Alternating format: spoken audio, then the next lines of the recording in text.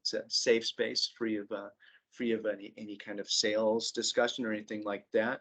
But we're able to discuss, what it looks like, making decisions, for instance, to buy this or that or the other, and any other sort of thing that is on our minds. Um, you know us, but we'll just introduce ourselves again. My colleague, Jennifer Dole, she's well into her fourth month here, coming up on 4 full months. And she's just been doing a great job, great addition to the team here. Director and principal analyst covering talent management in the HCM practice area. Jen and I, we were at Cornerstone at the same time, but didn't know it until just a couple months before each of us left. But we had a great conversation, and I've gotten to know her very well since. And of course, you know me. Oh, where's my picture? There's my picture.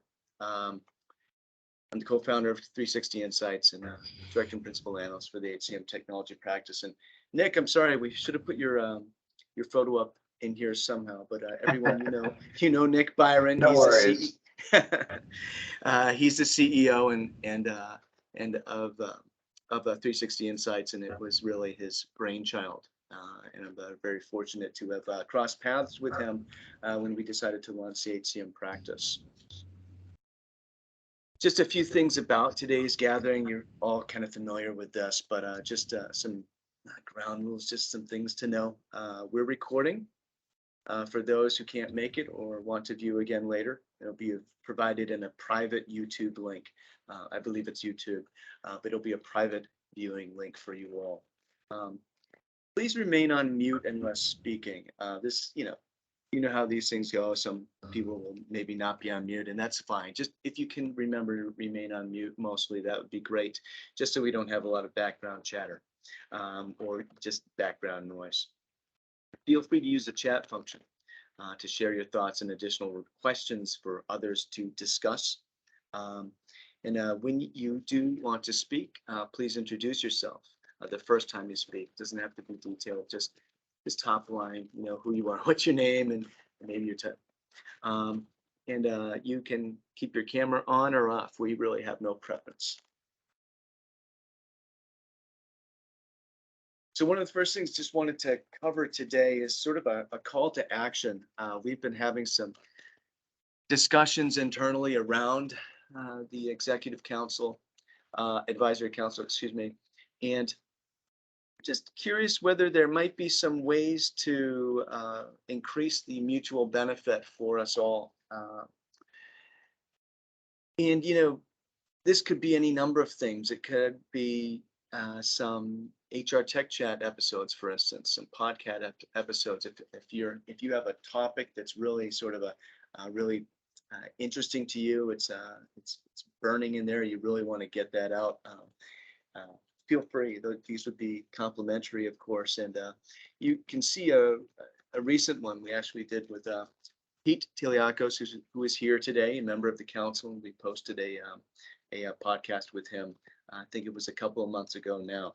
That was a great episode. So if you're looking for ideas around that, look at that episode, give you sort of an inkling of what's possible. Really open to ideas. And one of the other I'd say objectives of that is we want to brainstorm with you some more, and that if that's one-on-one calls with you and myself or Jen or both of us, we're very open to that. And of course, that's if it fits your schedule. We're also thinking about, it's not an immediate thing, but we are thinking about possibly a members only forum on the website. We'd be curious what your thoughts might be around that. And so, I'd just like to open the floor right now and just see if anybody has any ideas, anything comes to mind. Is anything sort of on the top of your head right now that, hey, this might be a good way for us to collaborate a little bit more between 3Sixty Insights and the council?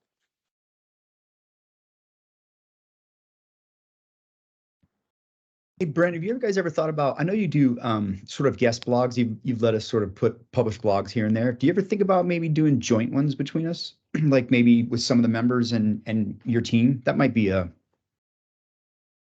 I don't know, just another avenue where we could contribute and, you know, collaborate together maybe a little bit more.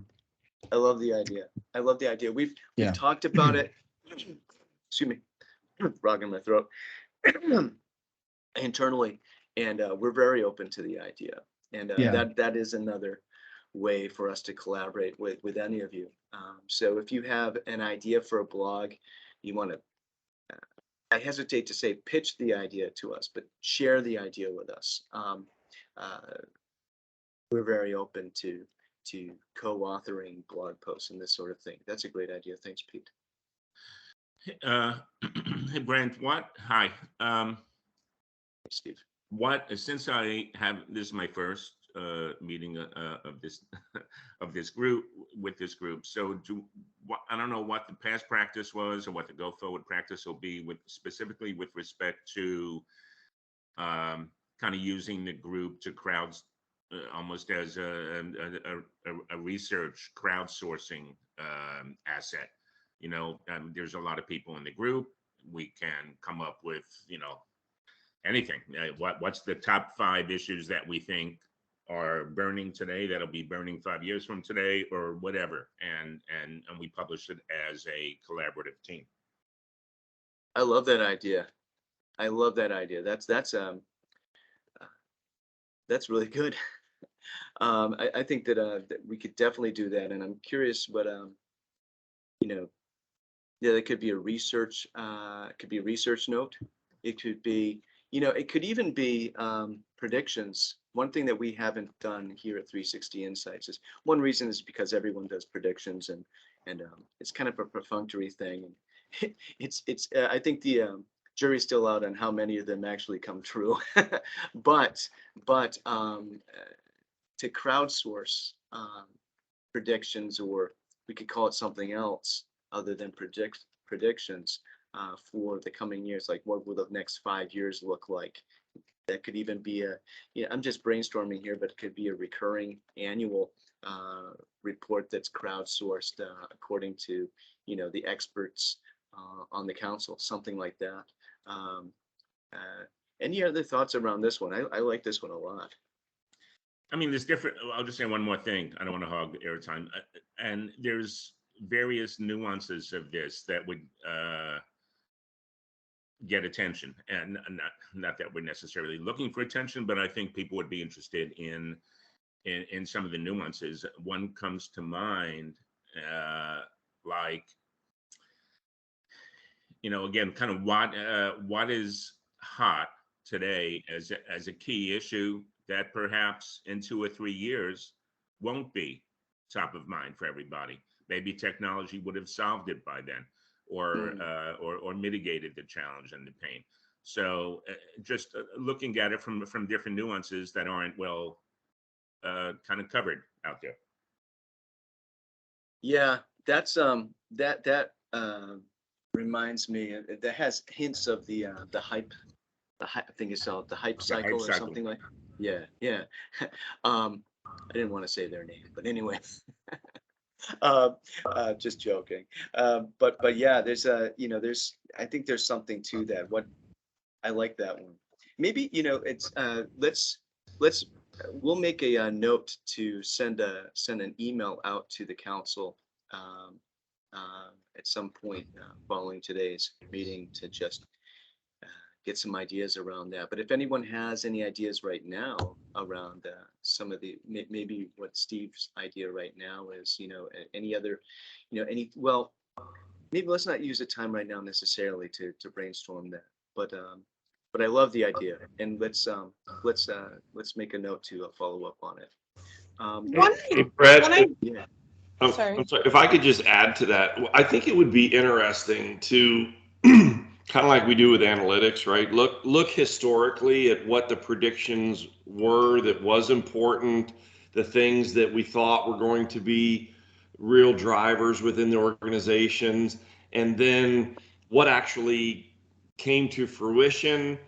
And then from there, kind of look at the predictive, right, of what are some of the hot topics, like Steve suggests now, that everybody's promoting is going to be the big hot topic moving forward, And then maybe more like getting into kind of prescriptive, like if these things were to happen, this is kind of where we see the industry going or where vendors are going to have to go. I know all the vendors doing it. We did that at Ultimate. We did it at Ceridian.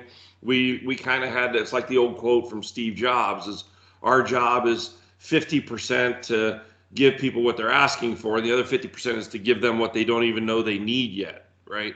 And so we're always trying to figure out how to innovate, but did those innovations really amount to anything, or were they hype cycles and really went nowhere and are no longer part of core functionality?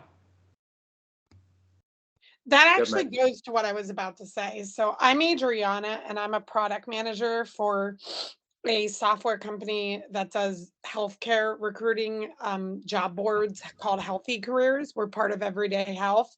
And one thing I see, I used to work at Infor. One thing I see is software get built because I'm on product management and I build it with the developers and I meet with the customers and then it not get used. So like there's all this hype around something and then we like rush and build it and then no one uses it. And so identifying, is that happening right now? I know I won't disclose the name, but we had a hospital that like we went to and we were like, um, this internal mobility, talent empowerment, like, how's that? Like, would you use this? And they were like, we already tried that. No one would even touch it. Like, and so is the things that you're specifying to be built and put in the software and everyone's kind of copying each other and putting in the software being actually used and implemented by the HR practitioners and embraced, or is it just keep being built by the different vendors? So Adriana, that's a great point, and it's really interesting. It actually fits parlays right with an idea. One of the table topics that we have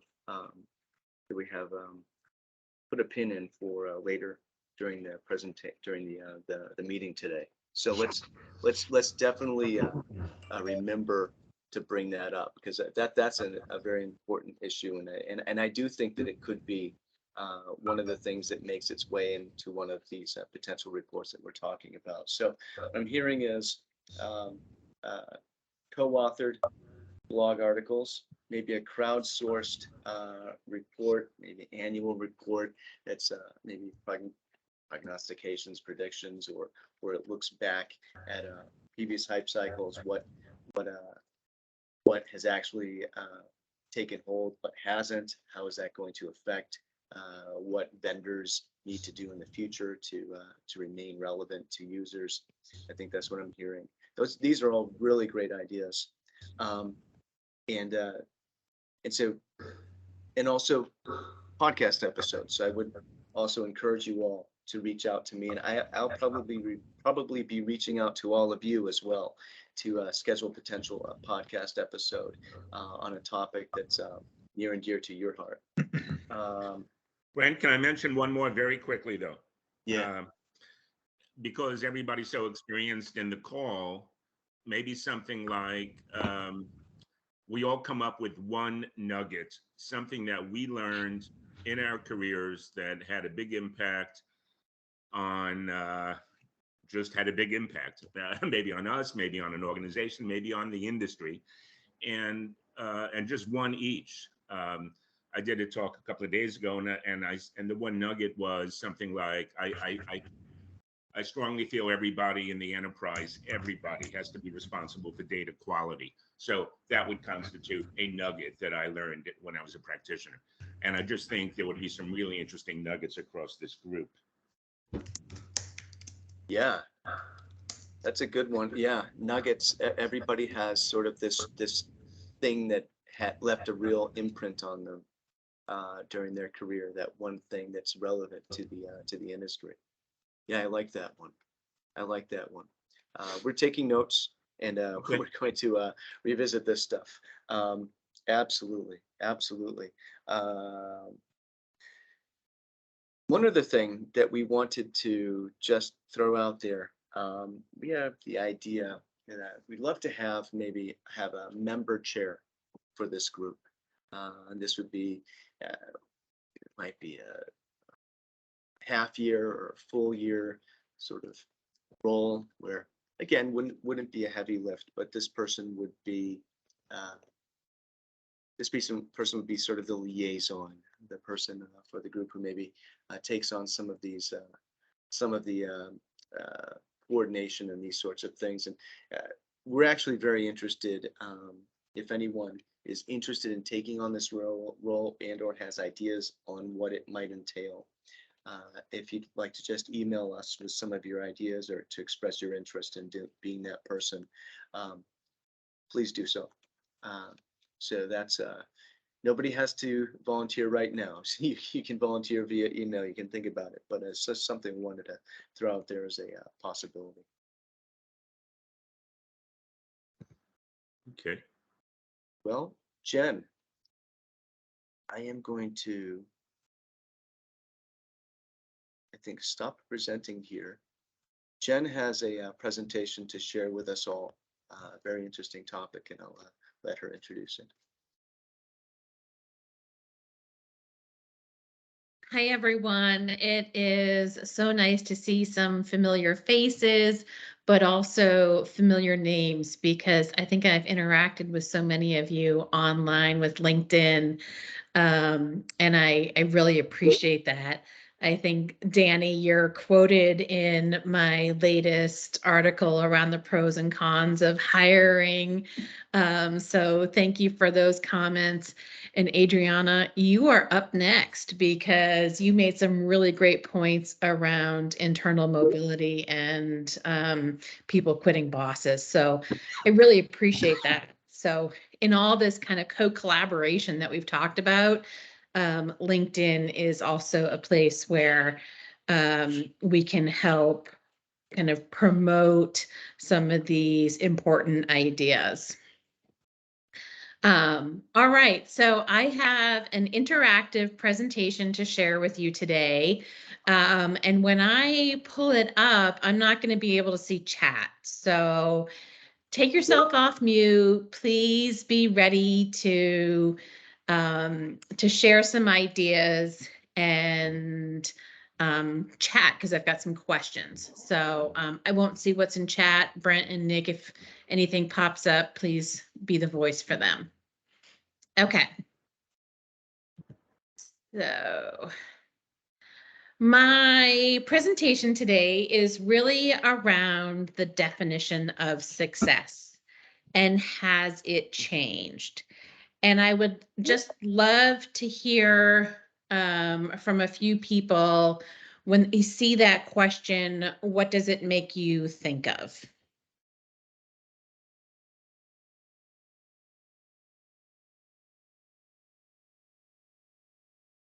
It makes me think of the definition of a leader, of a manager now being questioned, and the term leader coming to fruition and saying, just because you're a manager doesn't mean you're a leader. And just, what is, like, a leader is the thing, not a boss or a manager. That's, Not a title. it's one thing that, so you don't have to be a manager to be a leader. And a leader is success, like, you're successful if you're a leader as a person who's like helping people and, like, making changes.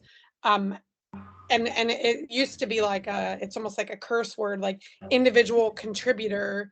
It sounded so demeaning to me, like, I'm an individual contributor, and it's like, you know, that's a little demeaning. And now it's like, no, you're a leader in what you do.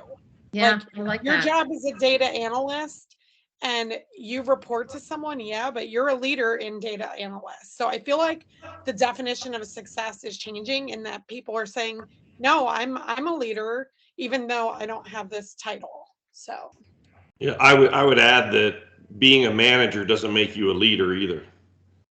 Right? There's plenty of managers. I like the cartoon I used to use in some of my presentations that showed the difference between a manager and a leader, and it was the manager was the guy in the chariot whipping the people that are pulling the chariot, and the leader is the one that's out in front of them helping them pull the chariot, right? As leaders, our job is to remove obstacles and barriers and that sort of thing. So, but when your question here, has the definition of success changed? Can you give a little context of for your question? Yes, I will. So when I talk about this with people, we immediately think about the noticeable shift around what it means to be successful, and that many people are valuing the quality of life, personal well-being, and mental health over professional achievements and wealth right now. Yep. And there's a growing trend of kind of pandemic affected. Yeah. And if I just share with you the next slide, if I can figure out. how to do that. So I wasn't sure if you were talking about success individually or success like software vendors. What is success or corporate? So now I understand you're talking about from an individual perspective. Yeah. Yeah. And think- so just to kind of get our heads into this presentation, Larry McAllister is the author of The Power to Transform, a book that's coming out next week, and also the former VP of Talent at NetApp. And I really love this quote that he shared with me in a recent HR tech chat. But it's around this idea of the shared experience of surviving the pandemic brought us all together. However, returning to these regular routines, returning to the office didn't unite us. And it's really highlighted some of the key factors that seem to be driving this change in our attitudes towards work. So that sort of encompasses what I want to have us think about today. So I mean, well, go ahead. This is John Baldino. First of all, thanks. My first time joining, so appreciate you all having me. Welcome, John.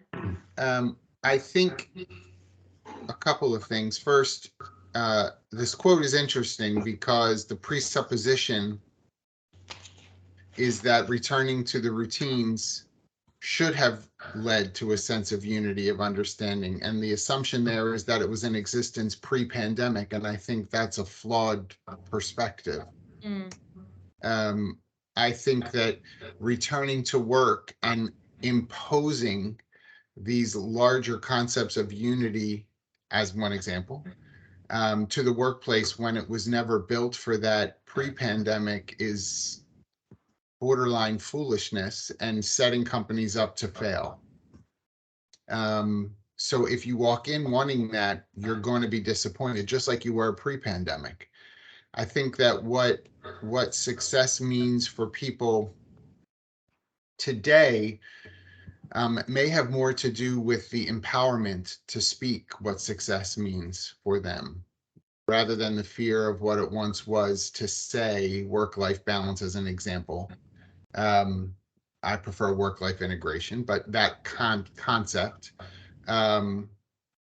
people may have been more hesitant to bring it up because it seemed like they were a whiner or complainer, and the company would frown upon that being a measure of success for the individual, whereas today perhaps there's a bit more empowerment. So maybe the definition of success has changed in the sense that there is an opportunity to be expressive about it in new and vibrant ways.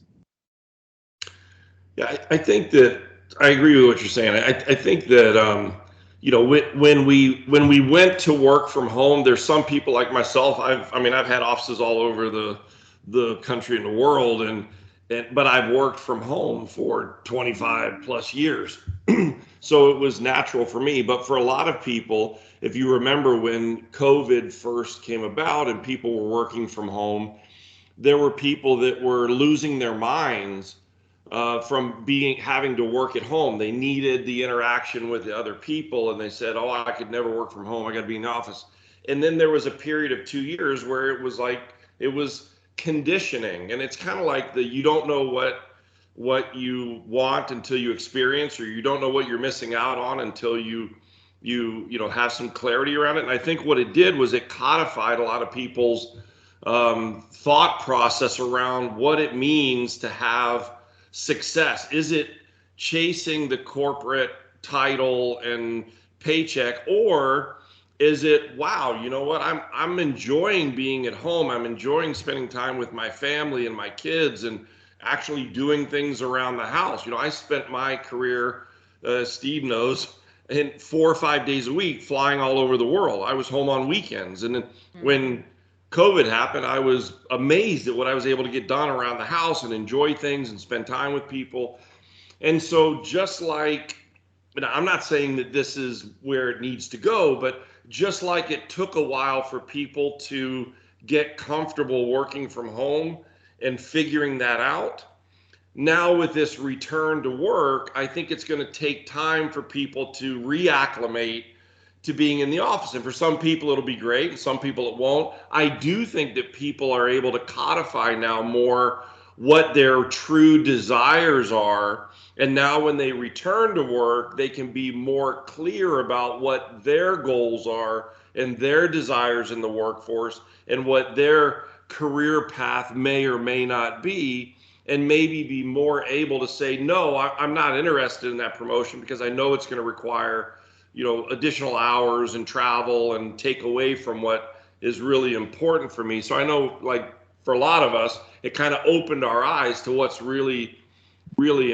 important. And I like going into the office. I mean, I enjoyed the time when I was in the office. I think it's like charcoal. I can have a pile of charcoal. Charcoal feeds off each other. I can take one piece of charcoal, set it off to the side. It's still a piece of charcoal, but over time it'll go out because it's not feeding off the other charcoal. And in a lot of environments where it's software development or things like that, you kind of feed off the energy of others. That's why most sales teams are in, you know, are in groups, and they feed off each other and the excitement. And so I think it's just kind of a realigning of what our priorities are. And this has given us a chance to codify those and define those more clearly when we return to the workforce. I like that a lot. Go ahead. It kind of prompts a thought. So I managed people at the front end of my career, and then really haven't managed anybody in the last 20 years. Fortunately for those people that I would have managed probably, but when I was 28, I was managing a department in an investment bank, in HR, and I kind of just hit me one day, you know, what's my vision for managing this team, and I thought, well, if I can get everybody on this team in every role, irrespective of what their comp or their level is, to kind of think and act like an owner of the business, even though they didn't have equity or anything like that. Just think and act like they're a part owner of a dry cleaning store, but except we're here in the payroll department. And I think when I relate that, because I still believe that's a good perspective to have when you lead a team. But now if I relate that to what Jim just said, kind of how it intersects with that, I'm thinking when you work from home, you can pull that off, but you'd be thinking and acting like an owner of the business as an individual, not as part of a team. And then when you're back in the office, you're if you subscribe to this kind of vision, if you will, then you're thinking and acting like a co-owner with the rest of your team, with the interdependencies, with playing up people's strengths and so forth. But when you're at home, if you can pull that off, it's really because it's more of an individual context, if that makes sense.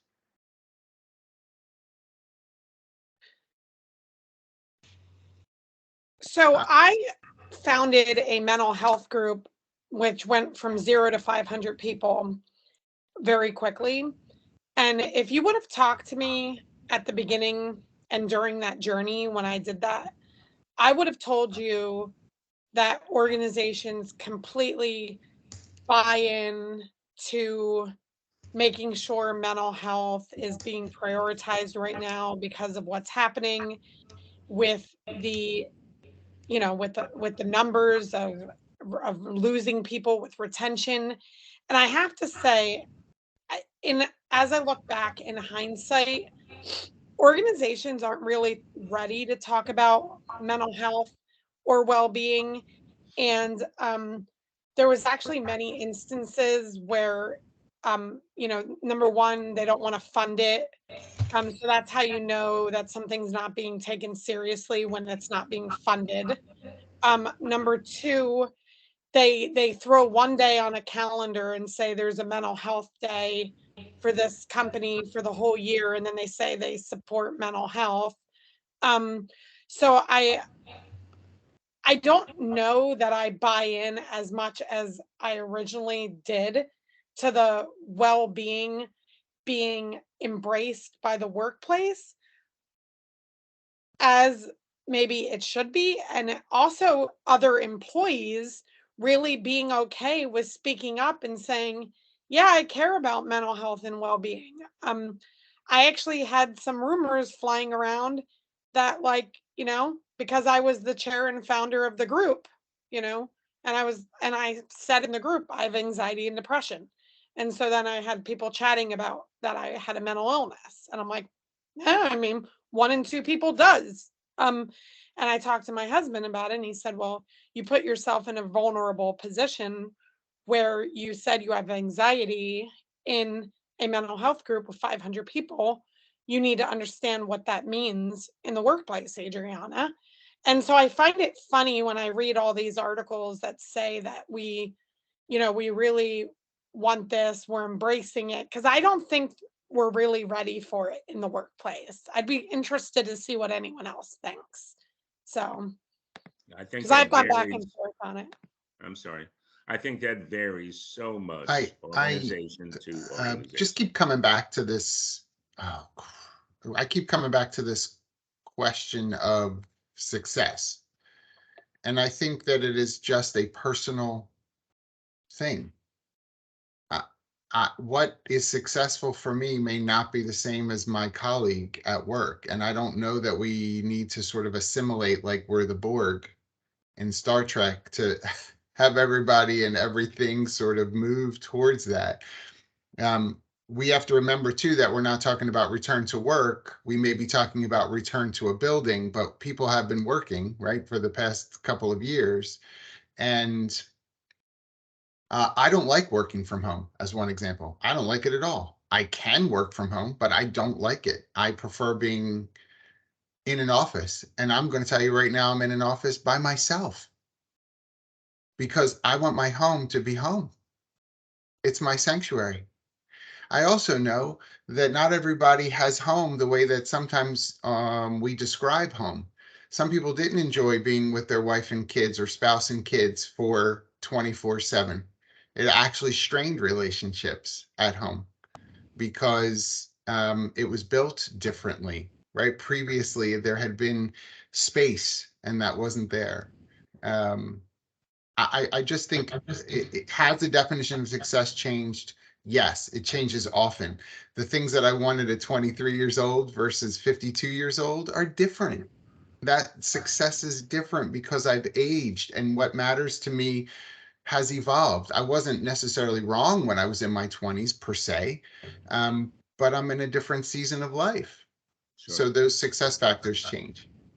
And I think to your point, those employees who are single and their social world is work, right? That's where the bulk of their friends are. I met my wife at my work, so if that's where their social environment is, and now they're stuck working from home and they have no interaction with other people, that can be difficult. And so they want to go into the office, but as John just said, when you get married maybe and you end up having kids and you have family, then then your priorities change. So like you said, your definition of success can change based off of where you are in life. Sure. And I think going back to what was said originally about a good leader will seek to understand what success means to each of their the people in their care, right? They'll seek to understand what is important to you. Is climbing up the corporate ladder and the next promotional, is that what you define as success? Is that what's important to you? Fine, I'll work to try to help that happen. If you just want to be, for lack of a better term, an individual contributor, you're not interested in managing people, you just want to kind of do your job, do it really well, great. I'll make sure that that is what you do, right? But it's our job to understand, just like raising kids, every kid has a different personality, right? Every employee has a different personality, different goals, different definition of success. Our job is to understand what that is and align that with what success means for the organization, right? To how do we, it's like Scott Shear used to always say with the inverted pyramid, if we take care of our employees and they're happy, they'll take care of our customers. And if our customers are happy, that'll take care of our shareholders. Most companies do it just the opposite. Let's take care of the shareholders, and customers and employees will fall in line accordingly. Yeah, so arguably that, go ahead. I was just going to say there's so much to unpack from what we've already heard. And just to keep us a little focused, we're already starting to talk about the implications for organizational success. And a couple comments that I want to make are around the definition of success has always evolved from kind of milestones in your life. But the pandemic has accelerated us to a place where people are prioritizing differently right now. And there's a lot of research out there that says, you know, women are stepping out of the workforce at a very rapid pace right now. And this is not good for us. And so I wanted to dive into a little bit about the implications for organizational success. And I want to throw out a couple quotes to kind of focus our conversation on 2 points. One is from Susan, who's the CHRO at MetLife.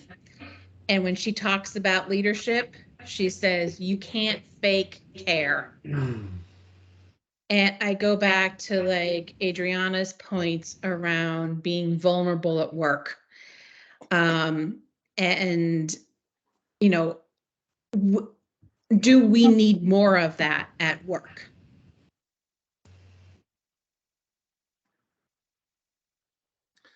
I mean, I think the most successful companies are going to be paying attention to mental health as part of what makes a great employee. I mean, what it will look like will be different for each individual and for every culture and company.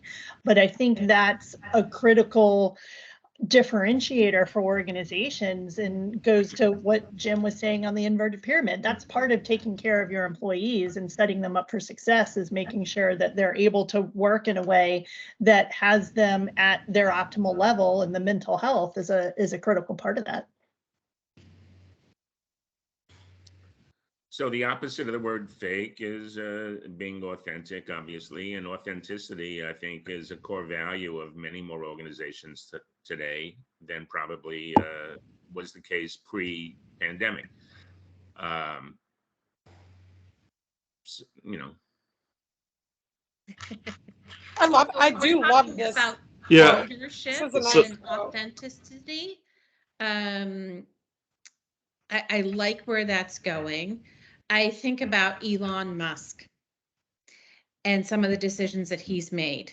He was very authentic to himself in the decision to reduce the Twitter staff in half. Yeah, it's true. He didn't fake care. But to kind of, the thread that I'm seeing that ties a lot of this together is the need to balance the needs, interests, and goals of the employee and the employer. There was a real imbalance pre-pandemic, if you want to call it that, where most of the power and the needs, interests, and goals and the agenda of the organization were almost always paramount. Now, that's another major sea change that I personally see, where well, many organizations realize you have to balance the agendas of employee and employer, and that ties in with knowing what the needs, interests, and goals of each individual might be, and being able to personalize how you interact with them, which then you can get into what allows personalization at scale and machine learning and all that stuff. Yeah.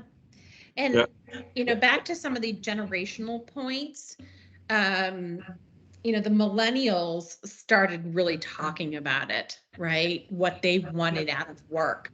And I think Gen Z is going to be demanding it and taking action on it. This actually kind of brings up the point, and I think this might be a little bit of a off, maybe a separate subject, but we talk a lot about how the frontline manager is really getting bombarded with a lot more work, and I wonder if this is where some of the sort of the care and feeding, if you will, of day-to-day employees is going to fall to those managers to understand that sentiment and their pulse of how they feel about the culture and how they're feeling that they're being treated. And I think that's going to be a very interesting dynamic, right? Because now I think you're going to be asking leaders to not just be really good managers and leaders, you're going to be asking them to be more, right? You talk about the wellness element of all of this. I think we talk about reskilling people too, right? There's a number of pieces of this I think is going to domino, right? You're going to have a lot of folks in situations that are dealing with things that managers who've never dealt with personal situations that they're going to need guidance on. And what is the best practice to handle those things in our organization, and how do we define that? So I think it's going to be really interesting to see how orgs support them in that way too. When And you Pete, talk, especially when you talk about where do they go, right? I mean, Yeah. as a manager, you're going to need the resources and help to do those things. I remember I walked into a manager's office when I got put under somebody, and they looked me straight in the face and said, "That's not really my problem. I don't do people." And she was my manager, and I was asking something that was Yeah. like, "Hey, this is important to me. You're my manager, you're my leader, you're supposed to be helping me in this," and whatever. And she's really great at her job, but not a people leader at all, right? And so Yeah. there's that difference there. I think the other thing that this is, I'm just in the millennial group, right? But when I look at this from a perspective of this is the shift in what we expect. Yeah, and I think it's because we saw our parents and we saw our neighbors' parents and everybody else, and all these parents missed all the games and they did all these other things. And I think it's, pivoting back to the success question as well. For me, success is more than just my career. It's, am I a good dad? Am I a good husband? Am I a good partner? And there's a lot of pieces to this puzzle that is Danny Schultz, and it's making sure that it's what I am, so my kids understand it's not about the dollars and cents. There's so many other things that are much more important. Yeah, I would agree, and I think you have a lot of organizations that are still running portions or maybe all of their business in ways that don't align to that sort of flexible kind of, not everybody is here for the same reason, right? I mean, yeah, I always joke with my daughter. I'm like, you just go to work every day to give your dog a better life, but it's a joke. But I mean, for some people, it's all about working to make money to travel. It's all about their family. It's all about whatever, right? And I think that's where the frontline manager is really going to get burdened with knowing their people and knowing what not triggers is the word, but like levers to pull with each employee to get the most out of them and engage them in the most way. And I think that role is going to be incredibly difficult. And I cautiously wonder how much of it is because, employers used to see crazy retention. If I look at Kohler, our retention numbers, we don't celebrate any anniversary until it's your 10-year because the tenure is so crazy. Now we're looking at fixing that, right? Yeah. But if I look at my team of 12 in the US, I have 251 years of service on my team of 12. And I've got somebody with 1 and somebody with 5, and then there's a 7 and a 10. So I got a guy who's been here 46 years and he's going to make 50. So because you see all these rounds of layoffs, because you had COVID, people are going, is it do I need to give my life to the company and sell my company and sell my soul? Because this is this is a one-way ticket. Like employers aren't as loyal as they are historically have been either, and I think that plays into Yeah. this as well. Yeah, it does. Yeah. It does. I think you have to be right. It's always a balance because there are people who do want to give their lives away to their entrepreneurial spirit and invest in a business. That is what they enjoy, and that's okay too. We can't demonize people who choose that, and I think that in this marketplace we're in right now, we are doing that. I would also say that I think the point about frontline managers, Pete, you were making is so smart, really, like really insightful. And the piece that we have to be thoughtful about is we've raised people to live compartmentalized, distant lives. We are graduating students who have been online, who are doing college work online, who are gamers online, whose social interaction is online. They are not sitting physically with people. And so when they sit with an employee in a workplace, even virtually, they don't know how to have these critical thinking emotive components to relationship management, so they don't want to be people leaders because I just want to get the process done. Yeah. And that is going to require us to take on an entire skill set of investing in a skill set for people who have not been exposed to that before. There are students graduating college who literally have never been in a physical class with someone from kindergarten on. Yeah. Never been with another human being in a classroom. The critical thinking, the resilience components that are going to be lost as a result of that, we've got some work ahead of us. Yeah. Yeah, for sure. So someone said something about reskilling people. I'm like feel sick to my as a recruiting professional, like I build recruiting. I'm not a recruiter, but I build recruiting. I feel awful for our recruiters right now. They are getting laid off in troves. I am seeing so many recruiters need jobs. And I was thinking to myself, these recruiters need to pivot their skill set to something else. Um, because with all these layoffs, they're not hiring either, a lot of these companies. So I cannot tell you how many unemployed recruiters I know. And I think it's going to become important if we continue on with all these layoffs, that reskilling. I mean, recruiters are really bright people and their skills can apply to other things. And I'm really hoping that a lot of them know that. Yeah. So I have a real concern in my heart for the recruiting industry right now. So you know what might be a great reskilling for those people is going back to what was said earlier about the demands that are on managers now to not just be a manager and good at what their job is and managing their people, but also almost borderline, bartender or psychologist or whatever for employees, trying to help them with their challenges and all. It's a lot to ask on a manager. And, to Danny's comment about his boss saying, I'm not a people person. Okay, then let's have people persons that can align with those managers, that can help them with these difficult conversations around the challenges that they're having. And two things happen. One is you have somebody that maybe is trained and more skilled at those people skills. And then two, you have somebody, a manager, who is going to learn over time through osmosis or whatever else a little bit more. Maybe they'll never be that people person, but they can learn a little more of that. I think we're putting tremendous weight and pressure and burden on managers, because now you don't just have to be a good manager leader of being able to understand what it is your team does and all. Now you have to have a degree in psychology and counseling and all the rest to be successful. I think that's why a number of, let's say, best-in-class companies in Silicon Valley and elsewhere really started 20 years ago, creating kind of a model where you have a manager, but you also have somebody else that's your coach. Yeah. It could be anywhere, anybody in the organization. And Yeah. and a lot of those same companies like Google and Yahoo back then also had external coaches come in.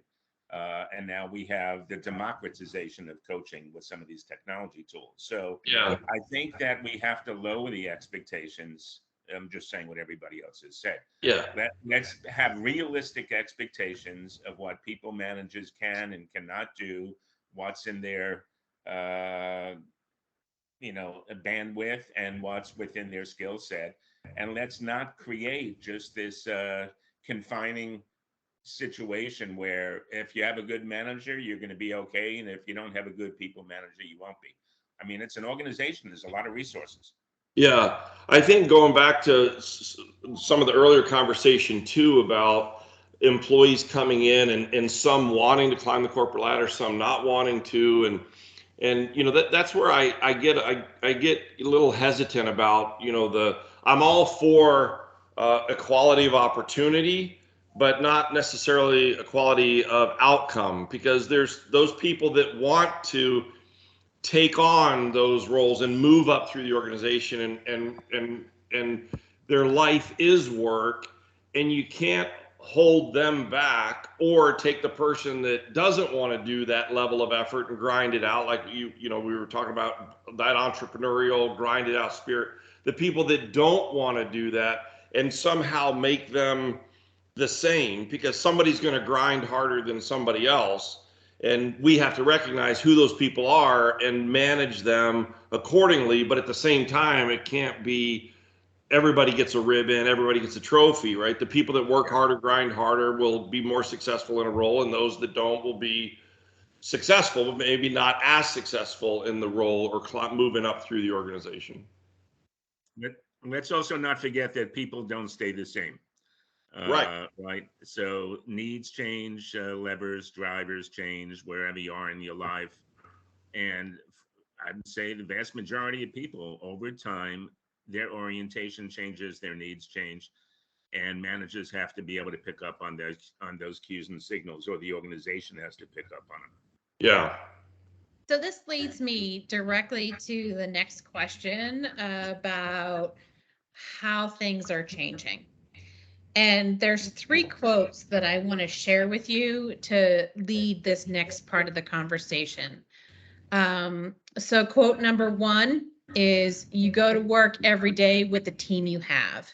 And this really speaks to the fact that Adriana brought up, which is there's probably more of a hiring freeze coming out. Mhm. And so the team that you have is probably what you need to succeed with in the short term. So that's point 1.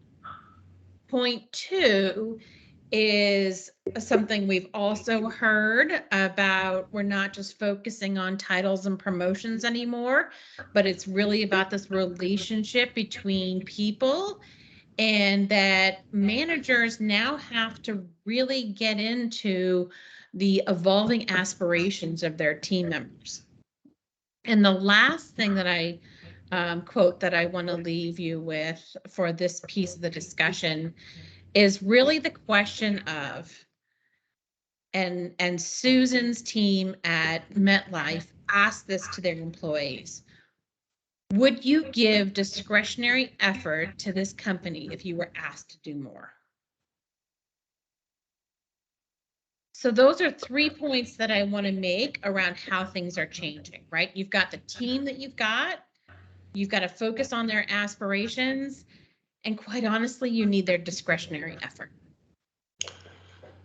So I think the last quote here, would you give discretionary effort? I mean, it's been shown time and time again. If an employee feels valued in the organization and they feel appreciated and they feel engaged, across the board, they give more effort with the organization. If they feel undervalued, underappreciated, marginalized, they're not. It's just a job, and they'll do the minimum they have to keep their job. There's obviously some conscience involved where they say, they have self-respect, and so they're going to maybe do a little more. But if they're undervalued, underappreciated, don't feel worth in the organization, they're going to dial it in. But if they do feel appreciated and all, they'll always go the extra mile for the organization. And one dimension of that, I think, is an important dimension is recognizing all the sources of value that an employee is bringing, some of which have nothing to do with their job, right? They could be mentoring, coaching, referring great candidates, channeling ideas for operational improvements, channeling sales leads. All of those are sources of value. And I go back to the kind of the best in class employers. That's a core value, that you recognize all the sources of value that an employee brings. Just a point.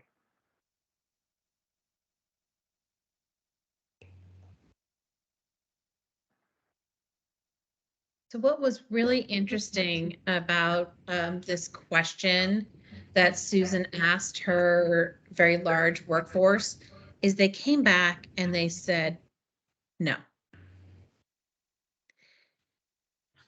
But if we were learning something new, yes. And so she really thought about that, and it was kind of summarized into people don't want to do the same thing over and over again and be asked to do more of that. But if you've got strategic projects that people are working on that are important to the organization, and it's a chance for someone to learn something new, to meet different people, then yes, they're willing to give more time, more of their effort to do something new. And that's what's changing in organizations today. Do something new and meaningful, more meaningful. People, I think meaningful is important.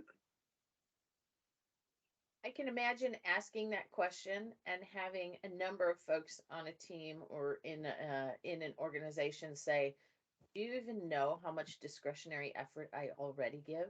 Right.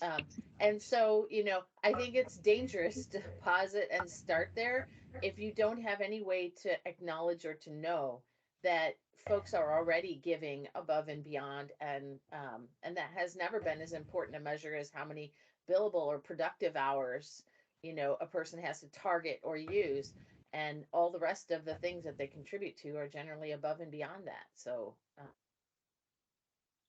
I mentioned in the chat earlier that I read a book and they said, you wouldn't have Tiger Woods bowling or playing baseball. He plays golf, right? And so I think for employees, what inspired me to leave a career of 13 years is I love recruiting. Like there's something that lights me up when I can help someone who's vulnerable and is having trouble finding a job, or like there's this feeling. And I'm hiring doctors in this job, which they take 2 years to source, which, as you know, doctors are, they're saving people, like our man over there who just had surgery and has stitches. But so there's a meaning. And when I was at my last company, I started to be put on projects that, I was doing them. And I was doing an okay job at them, but I didn't care about the projects. And I was losing my passion for what I do. And, I've worked as a waitress. I know that you're not always going to be able to have passion in what you do. But if you can try to align employees with something they have passion for, you're going to get more discretionary effort. And that's, Steve Jobs argued the same thing. So it's also aligning them with their skill set. So.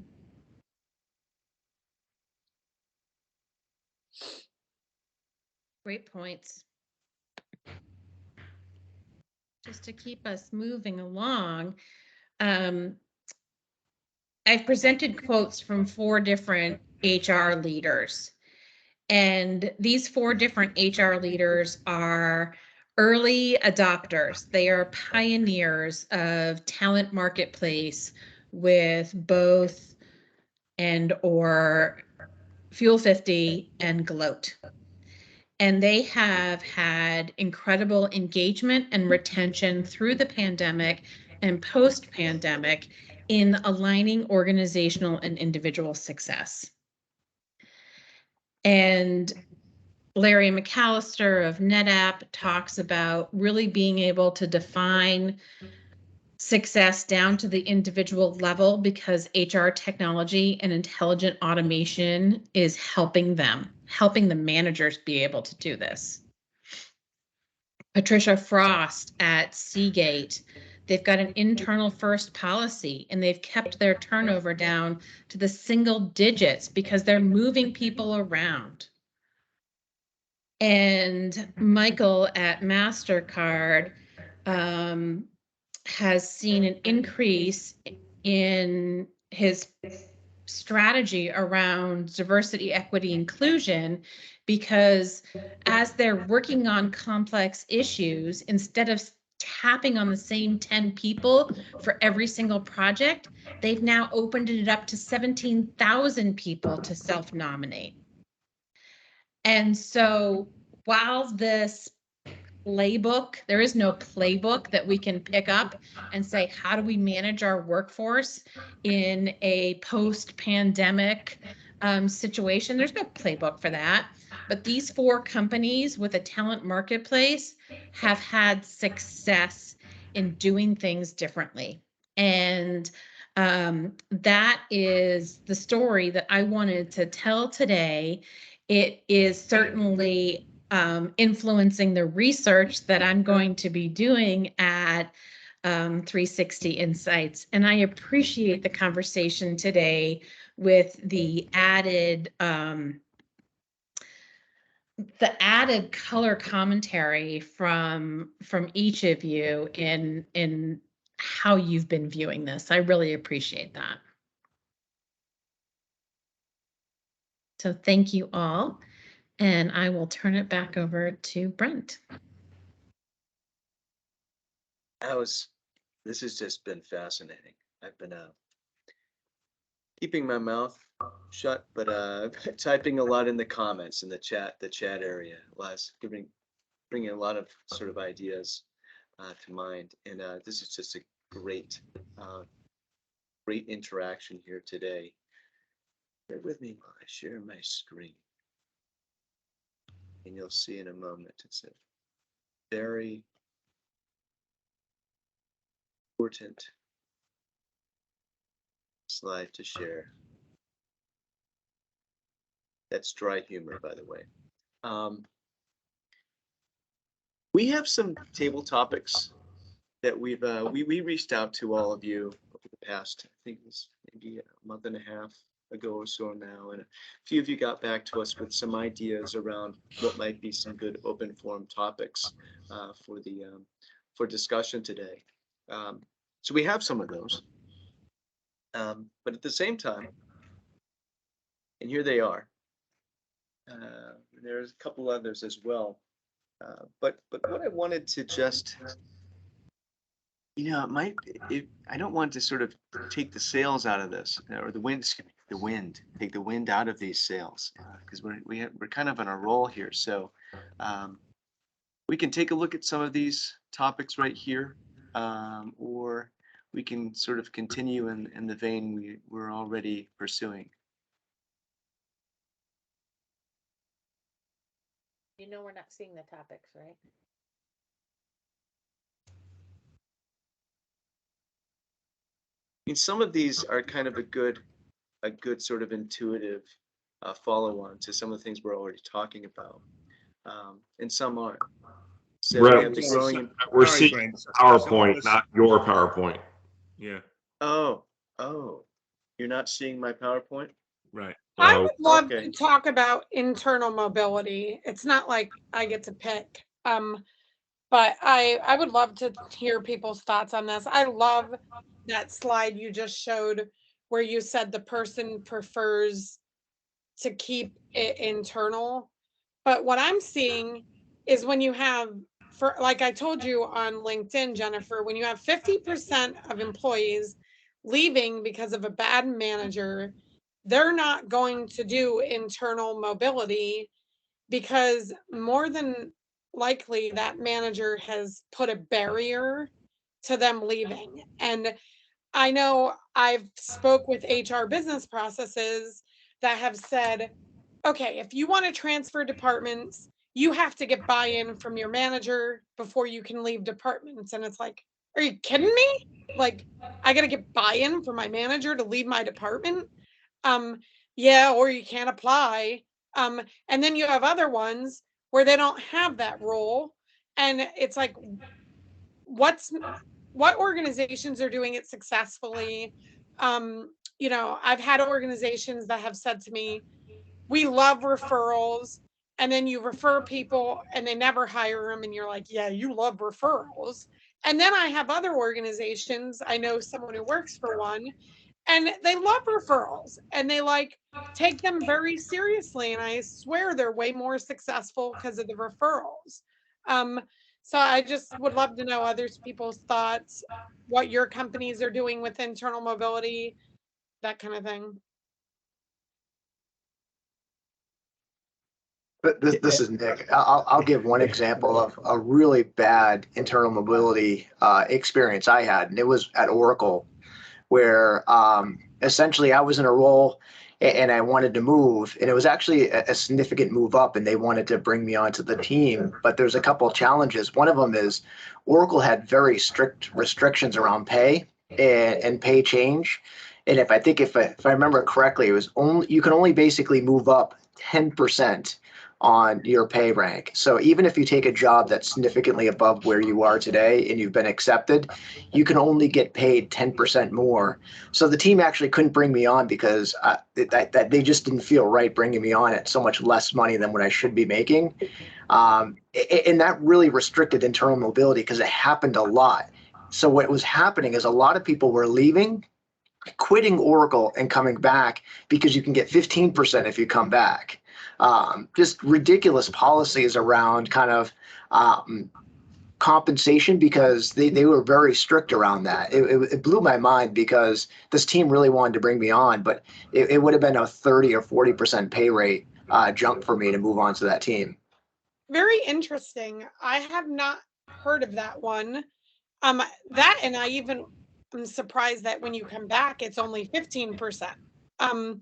They call those boomerang employees, but at the same time, never heard, like the companies I've worked for have never had like, oh, you can come, like you come back and you go to that higher number. I never heard of it being limited when you come back too. Yeah, they had very, very strict policies. Even when I came onto the team, the original team, they wanted to bring me on higher, but they brought me on at the highest rate at the time. And there was supposed to be a schedule of me getting raises, but then Oracle changed their entire policy. They made it very difficult for people to move within their own career paths. And also if they wanted to actually have that internal mobility and switch to a different department. It was that I can go on forever on that, but there was a lot of challenges there in terms of internal mobility or even just career pathing there. Yeah. I'm just interested because I was building an internal mobility app. I've seen Phenom Peoples. I've seen SAP SuccessFactors. I've seen all of them in action, and I have yet to see like them successful, even though they're being built. So Still maturing. yeah. Well, I think it's like moving a ship for an organization to get the culture to go to one that supports internal mobility. It sounds like Oracle is like moving a ship. Yeah. Well, one thing I will say too is, if you look at, for example, I talked about this before, a few people I met with HR Tech, but if you look at, for example, right now, all the layoffs, I guarantee you, if you went to those websites of those exact same companies, there are open positions. You're starting to see much larger numbers now, but a few months ago, you would see companies laying off 300 to 600 people. But at the same time, they probably had a couple hundred open recs for employees at that same company. And I couldn't help but think if they had a better internal mobility strategy, could some of those layoffs been avoided?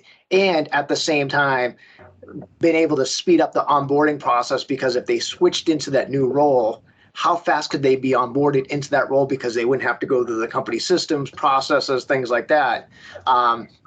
There's a lot of benefit to it, but I don't think a lot of companies, especially the big ones, quite have grasped that whole internal mobility thing yet.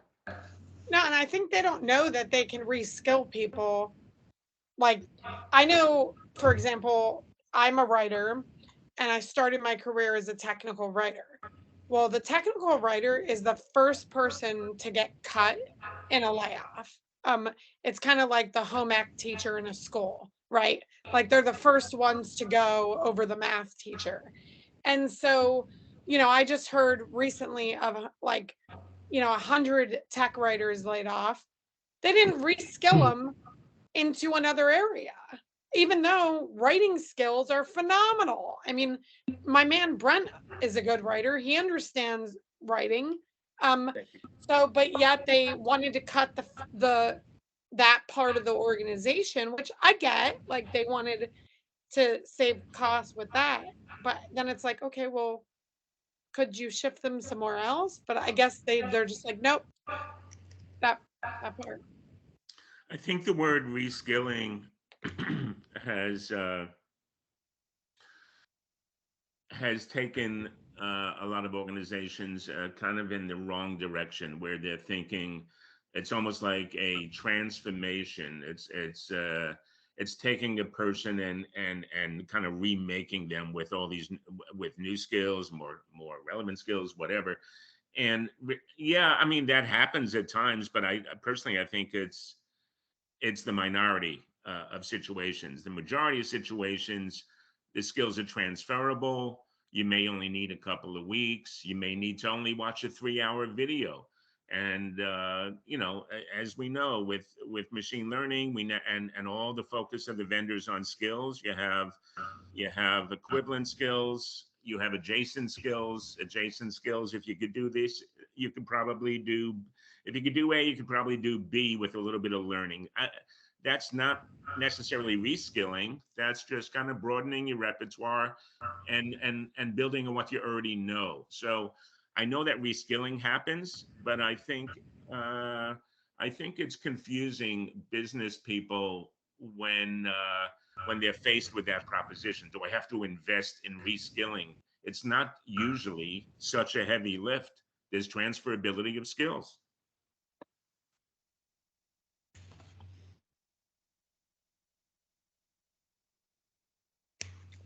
It's actually a great point, Steve. That should be a blog article written by Steve, because transferring of skills is exactly what it is. And I agree with you, it's not a heavy lift. Like I think it's like a week of, shadow someone in this department. Yep. And like, I don't think it's as a heavy lift as they think. I'm curious though, if the issue is pre that, like is that there's one group within the organization that's responsible for laying off 200 people, and there's this other group in the organization that's responsible for hiring the 50 job requisitions that are out there. Because I know UltiPro had succession planning and you could post jobs internally and all. I know Dayforce has that ability. So I'm wondering if it's a misalignment in the organization where, hey, we're going to lay off these 200 people. We have these open 50 job recs. Let's see who most closely aligns. Let's go to them and offer them this opportunity. If they're going to be laid off, we have this opportunity. Do you want to be transitioned over to this? There's some job skilling that's got to be done.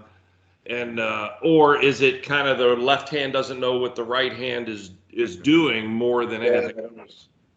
I'd be willing to bet at most organizations, Jim, that's probably what it is just one hand doesn't know what the other hand is doing. Yeah. I mean, how cool would it be if the software, when you're going to lay these people off, the software is smart enough to say, hey, you flagged these 20 people for termination, but you have these job requisitions over here that they could apply for, and they're a 90% match to it or an There you go. 85% match. Yep. Here's what they're lacking. And then I can say, Yep. oh, hey, yeah, we'll take 5 of these 10 and let's go talk to Yep. them about this. And But what if the they're software was- lacking, Mhm. and what they're lacking may take, as Adriana was saying, I mean, it may take 3 hours, may take Right. just shadowing somebody for a couple of Right. days. Right. But I also think you have this mindset within senior management of a lot of organizations where once somebody is told their job is being eliminated, that person's now going to have a bad attitude, be demotivated, be distracted. And but yet the opposite is true. If you Yep. could say to them, just just be direct and genuine and say, look, the business is going in a different direction. Your skills aren't a great match for that direction, but we value you, and we think your time to be a valuable resource or a competent resource in this other role is like 2 weeks. So there you go. They went from being demotivated and disenfranchised to now they're going to be really into it because you're looking out for them as their advocate. Yeah. So I think this has to happen way earlier because of lawsuits, and like I think it needs to happen like, hey, we're doing some restructuring and there's going to be no one from the group that you pick that ends up laid off. I know a CTO of a very large company who went to one of the managers he had to lay off and said, I'm sorry, I couldn't favor you, but you're a friend, but I couldn't just save you and not save 30 other people. So you can't just pick and choose like, oh, there's this list of 30 people that I'm terming. Like these people said they want an opportunity. It gets to be a sticky wicket. So I think it is kind of hairy. You know what's interesting though? There's a potential time saving, like a saving in labor expenditure here too, right? Because we see the emergence of self-evolving skills ontologies that should be baked. Most organizations should be using these at this point, so that they can actually sort of execute this left hand speaking to the right hand that Jim mentioned, right? So that you can be, we always hear about being as targeted as possible, as precise as possible in hiring. What about in firing or laying off, right? Why are Yeah, we, I think it why are has we to laying happen off people with earlier. like, yeah, with a blunt, like just a butcher knife, as opposed to being very precision about that and only laying off who we absolutely have to, and providing that career path to a new role that somebody, according to the skills ontology, it's understood that this person has the intrinsic soft skills to be able to understand and do well in this other role that the company needs. And now you're going to save money on external hiring. You can be saving money on Yeah. talent acquisition costs. So, I mean, if you're talking about saving money in a recession environment, why not do that? Well, not only that, but like, so I don't know how many of you are sick of the buzzwords. I actually will put an article in here. I just heard a new term. If I hear one more new term, like I'm going to lose it. But there's a new term called negging. You can read about it later. Every day there's a new term. But the other day, a new term came out and they acted like it was a new term and it was like, you know, hoarding of employees. So what's happening is I start my new company because I left, and so 3 months ago I leave my company. I get over my new company. Everyone is so, just upset about the layoffs, and they're so paranoid that they're like, I ain't training her. Like, to hell with her. I ain't training her. Like, so they hoard because they don't want to train. And so they put an official term around it. I forget what the term was. Like every day, HR is deciding to put like a new handle on something, whether it's quiet quitting, quiet firing, the one term that I could look it up for you, I forget what it was called, but there's like a new term every day. And I find this very bizarre because these are things that have always existed, but yet we're always putting a new handle on them every day. That's the media. Yes. Yeah, I Is was that gonna what it say, is? You just hit for on the the head, Pete. record, HR didn't come up with those terms. That stuff's been happening for years. People There's just certain came up with Really? a new way to talk about it because they There's certain wanted, analysts that love creating these clickbait. every month as well too, so they're to blame. yeah. Really? Because I was wondering what you guys have been in the business longer than me. I worked in e-com for a little while, so I was curious, like, why every day there's another buzzword. I'm like, Clicks. geez, like, It's clicks. Fighting for clicks. Yeah. Yep. Yeah. Clicks. Clicks and personal brands, promoting the personal brand that you came up with something unique when you really didn't. It was just a new word. But I don't want to throw us off here, but if we just think about mergers and acquisitions, Jim and others in the call know that in the annals of M&As across all industries, most of them underperform or fail outright. And this has been going on for 30 years. And a big reason why is they are approached with preconceived targets about how many jobs you're going to be able to shave because they're redundant. And it's like we don't learn as HR professionals haven't learned that those going in targets of how many you're going to lay off without even looking to see, hey, this new area that you're investing in, some of these people can be retrained with adjacent skills, et cetera. So look, I mean, I'm not trying to get us to solve all the world's problems here, but my point, I guess, is that there's empirical data and research for 30 years that shows the best ways to do things like reductions in force, and many organizations just fail to do it right.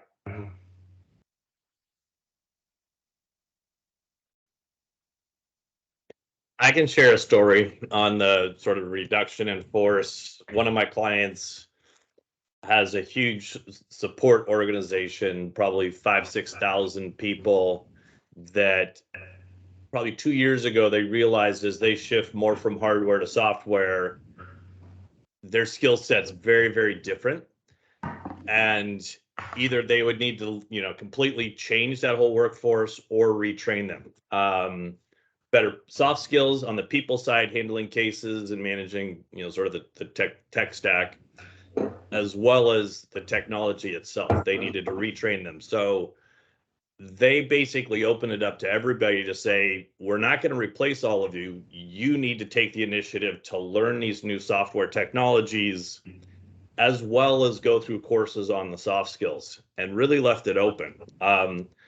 And reality is some made it, some didn't. It was not a 3-hour kind of training. This is probably a 6 to 12 month type of a process, but it's been successful, and it has been working. They probably got 2,000 of the people sort of shifted over to to more of the software teams, supporting cases and managing technology. And the thing is, there are very, very highly chronicled, very high profile examples that, again, over the last few decades. The one that always comes to mind for me is IBM. IBM, people forget, went from being the biggest mainframe supplier in the world to one of the biggest consulting firms in the world. Those are two pretty different businesses. When the microchip came out, IBM had to do a huge pivot. They didn't start laying off tens of thousands of people.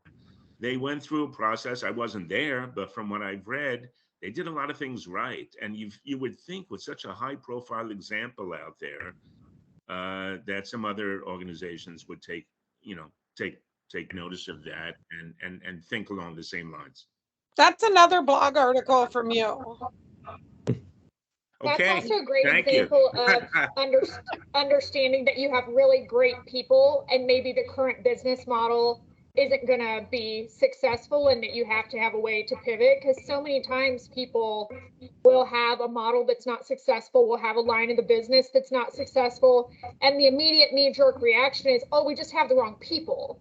And so then they replace it, and they'll have a new team come in and they can't make it successful either. But if they would have just looked at what are the skills of the people, what are things that we're trying to do, and then iterate and pivot and, you know, change the direction a little bit, and you can find great success. I mean, General Assembly is a great example of that. They did an entire pivot of their business. Yep. Yeah, you know, that's a great point, but that's like the age-old problem with some of these businesses where they just can't see the writing on the wall. There's a lot of businesses out there that maybe 10 years ago were Fortune 500 companies are either no longer or pretty close to no longer. I thought Sears was gone, but apparently they still have a few stores left. But you know, that's one of the big age-old things, that there is sometimes the writing of the wall, that the industry is changing and the organizations aren't changing with it. Steve, you brought up a great example about IBM because they were able to pivot, seeing the writing on the wall. I wrote an article on our website where I talked about Sears, and you know, I reflected back to the Sears catalog. And the interesting thing is Sears canceled the Sears catalog the same year Amazon started up. What a concept, you know, be able to get something right at your front door, and canceling that service when one of the world's biggest companies started at the same time. So anyway, I can go on forever on that one. You know what I'd love to know is, I don't know if this is information is available, but whether IBM did what it did right in reactive mode, or they were planning for it ahead of time. They knew it was going to happen and they did it more methodically. That would be interesting to know. Yeah, I don't know. But clearly they had a lot of, in the mainframe business, they had tens of thousands of customers worldwide. They had relationships with all those customers, and they probably had, talk about crowdsourcing. They were able to crowdsource to kind of assess the readiness to make that pivot based on relationships and all of that. So they had intel. They had a lot of built-in intel from their customer footprint, I think. Yeah. Well, one thing too, and I think Steve, you just made a great point, is they had the intel and they were willing to work with the customers to really make this work. And there was the need too. I think back to my time at SAP Insider, or actually even Oracle for that example, where those two companies made a swift pivot to cloud. Oracle specifically really pushed cloud, but their customers were not ready. We couldn't give it away at the time. And it was just a real mismanagement between what the customers wanted and what the vendor was trying to do. And sometimes these vendors will try to, and I apologize to the vendors that are part of this, will try to force their way on the customer. And that's never going to be a successful strategy. There has to be the need, or you have to find that path to the need and not just force it on because you think it's a better revenue model. Yes, Blockbuster comes to mind, where, you know, their revenue model was based on late fees.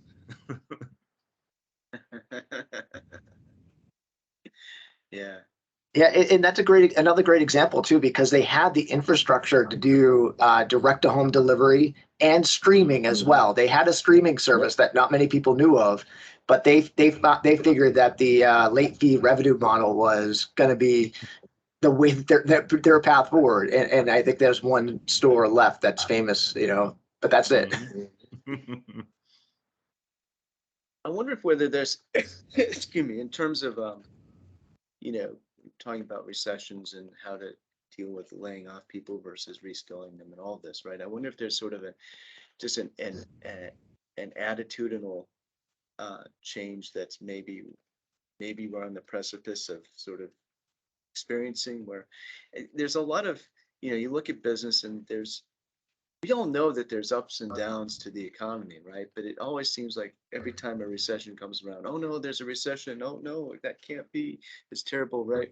And I just wonder if business just as a whole, or most businesses, just because of attitudes, they plan for good times. And they don't necessarily bake into their business model or their strategy how to handle recessions.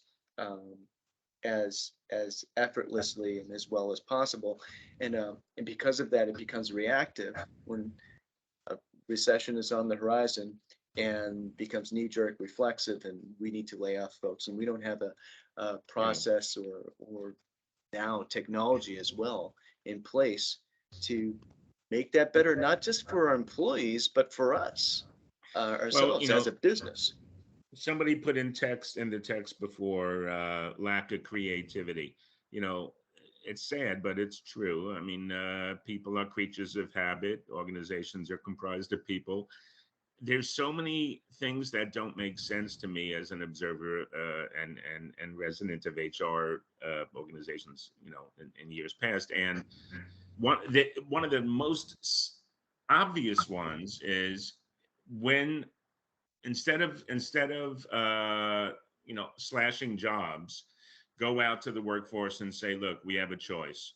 We could reduce by X, or we could actually freeze salaries, or even potentially worse, and institute a 10% cut. And as soon as business picks up, we'll reinstate that and get back on track. There's a lot of employees that would take that. There's employees that are not so focused on salary, and there's other things they want, maybe be exposed to other career paths, and that's a reward to them.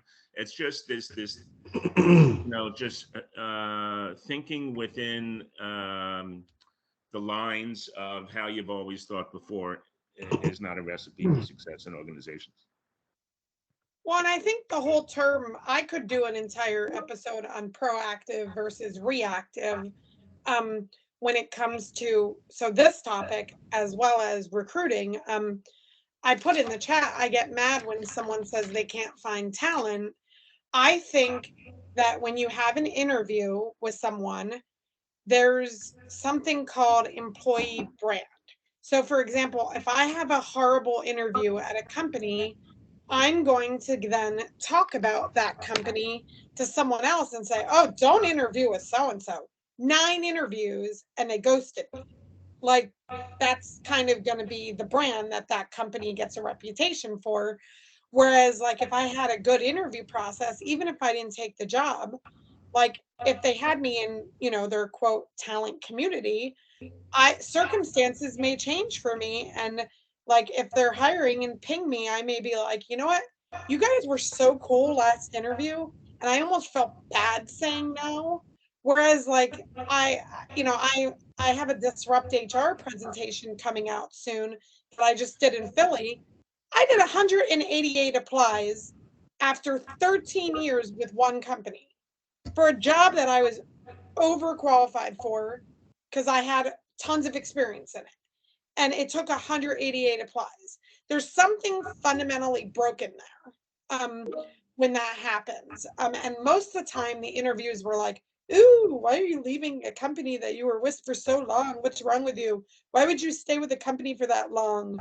Most people don't stay with a company that long.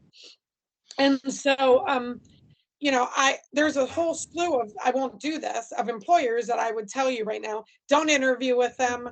Don't waste your time, 9 to 10 interviews. And then there's a whole bunch of others that I would tell you, yeah, they're awesome. Like go in their talent pool, I guess that's what Glassdoor does too. But Kind of reminds me of another huge opportunity that's really a missed opportunity for so many organizations, big companies that do a lot of hiring in good times and sometimes in bad times. But and it is the notion of opt-outs and analyzing candidates that are in, up to the 3rd, 4th, or 5th interview, and then they don't show up, or they go all the way to the end, they get an offer, they don't accept it. So I observed this years ago, and I went to talk to a pretty well-known staffing leader, Abilio Gonzalez. I don't know where he is now, but Abilio was the head of staffing for both Microsoft and before that Novartis. And I talked to him. He brought up the opt-outs thing to me, and he said that in both of those organizations, they instituted a practice of change management around opt-outs. And so they put like a hypothetical cost on how deeply a candidate is into the process. If after the first interview, maybe the hypothetical cost is $50. After the third interview, it's $500. If they take an assessment test or get all the way to the hiring manager interview, it's $2,500. And the organization bought into this model, and then they were able to go to each hiring manager and say, look, this is what your department is costing us in terms of opt-out. So you're doing something wrong. You're not paying attention during the interview. You're not showing up for the interview. You're not enthusiastic in the interview, etc. Or you're not paying enough, and that's why they're not accepting the offer. Those sort of things are such common sense practices that work for big companies, and others just kind of get stuck in doing the same thing over and over. Yeah, I talked to a recruiter for Juno Search Partners. He said he went to one of his hiring managers and said, stop it. Like, we're losing everyone. We can't do this many interviews. Like, we can't keep going this way.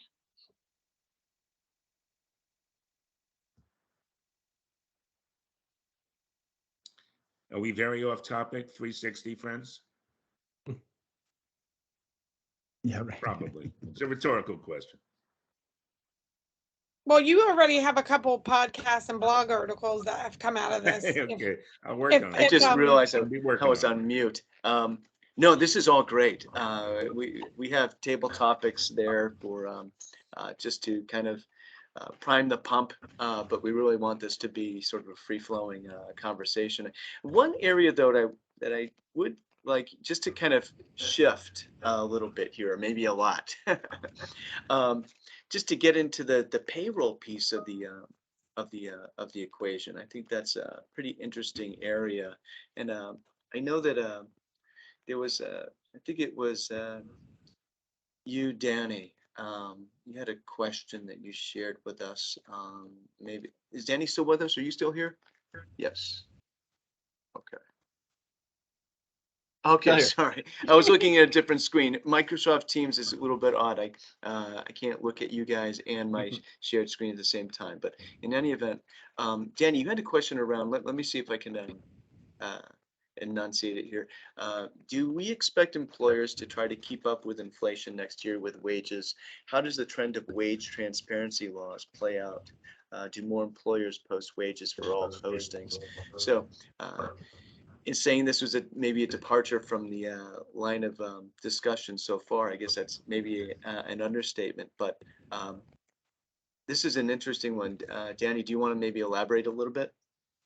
Yeah, I just, I look internally here with Kohler. We've, certainly aren't the only ones that have metrics on how much people can get raises and all those other things. And the inflation is crazy right now, and it's businesses are struggling and all these other things. But you start looking at pay transparency laws, and they're popping up all over the U.S. And whether or not they're being followed, I think is certainly something to go, because I think you look at some of the postings that you'll see in New York. I think I've seen ones where you've got, $125,000 to $250,000 of ranges in the pay range that's being posted.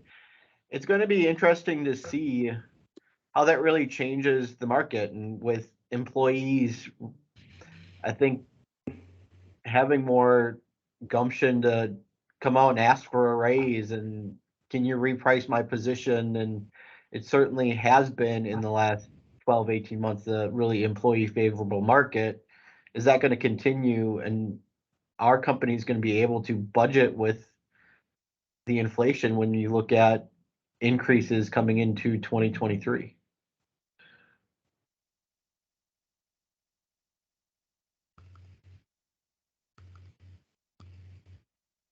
I guess I was going to type this into the chat section, but I'll just kind of share. This is not taking sides, but I guess my first question here is, I definitely am not taking sides on this. I'm just genuinely curious in terms of a fundamental question. Are pay transparency laws, are they a benefit or a detriment, or is it a mixed bag? Like, what are the thoughts on that?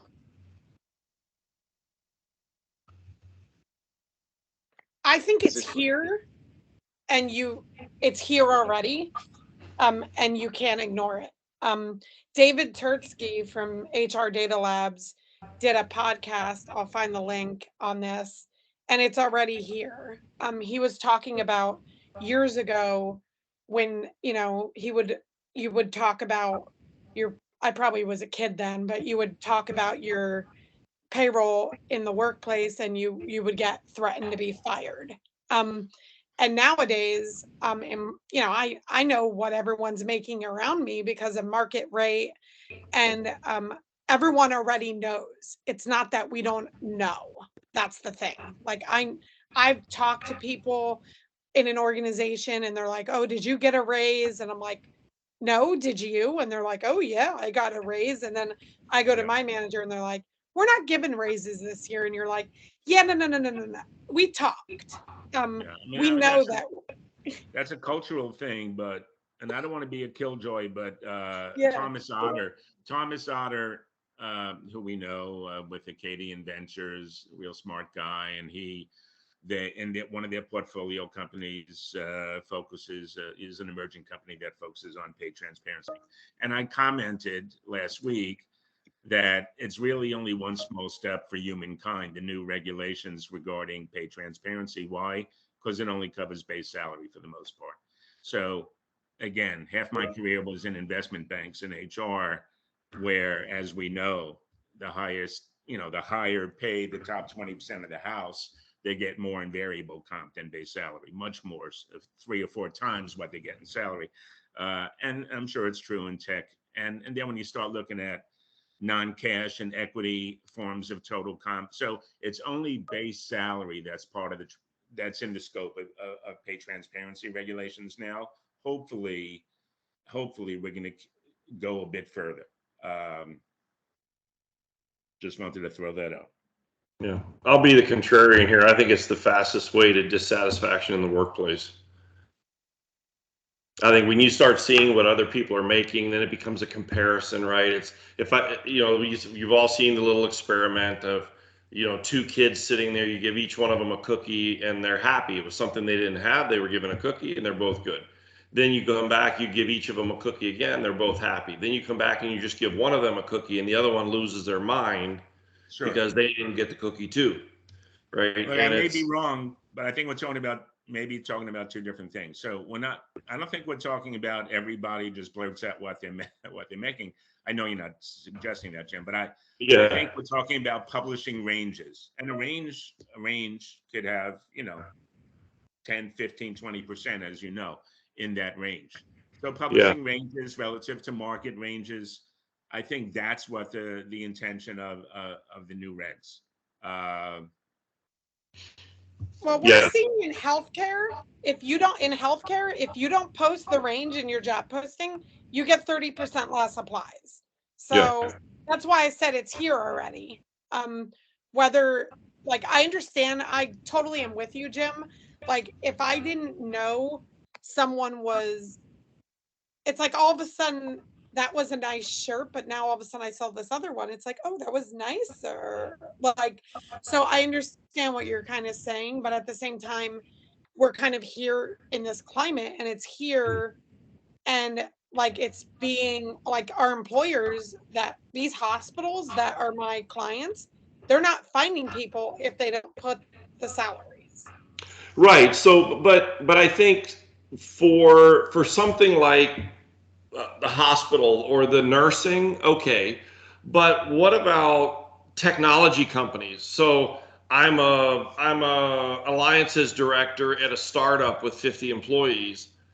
I don't expect to make what the alliances, chief people or chief alliances officer at Workday is making or at Oracle is making. And so it's kind of like where do you determine the equity in it? So if I just because I have a title, does that mean I should have the same pay as a person with the same title at Oracle? Yeah. Or I mean, I think people know when they're applying to a nonprofit, for example, that the pay is going to be significantly lower than yeah, a for-profit. So I think that is kind of known, but I think it gets more hairy in the small company versus big company.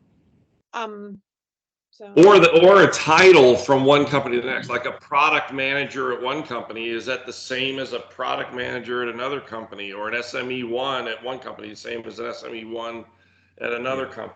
I think it just gets really into granularity. I agree with Steve on pay ranges, like, hey, at this company, if you're going to be an SME1, this is the pay range for an SME1.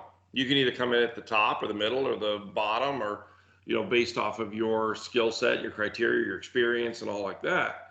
Yeah. But But you also got to look at it on a total rewards basis, as you well know. And, Right. You know, so when, look, 20 years ago, I left PeopleSoft.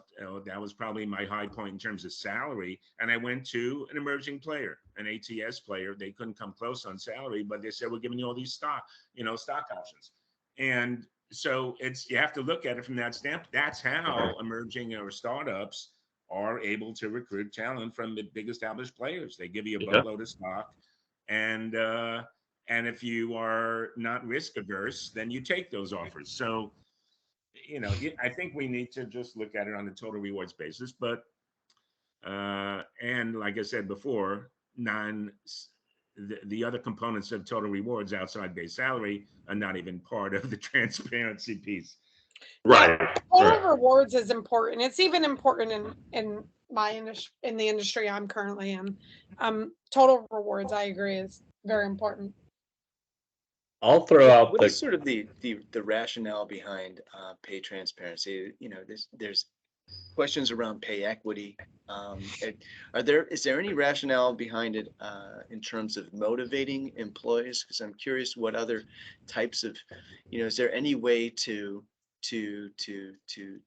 tie compensation with motivation of employees, pay with motivation of employees in a positive way? You know, we've read all sorts of, we've all heard that, you know, compensation is just one piece among many when it comes to job satisfaction and motivating employees, this sort of thing.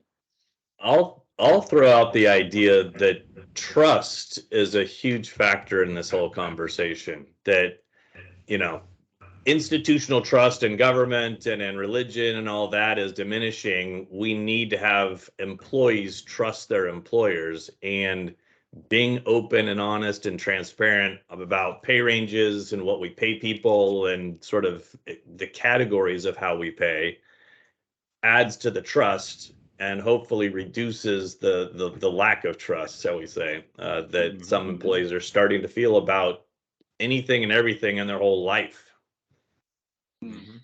I don't know. I can tell you, as someone who went 6 years without a raise, 6 years, and I didn't make a peep because I valued the work from home environment, because I was having children, and there were those non-compensation rewards that, like, I would evaluate when I would look for another job because I was having children, and I was like, well, is 3 to 5% worth not working remote when I was making these decisions? I can tell you that you are looking as a candidate or an employee at those kind of things, but I don't know what it is. Ever since the pandemic, when everyone went remote, it was what happened to me. It was like, you know, I went 3 years in a row, no raise.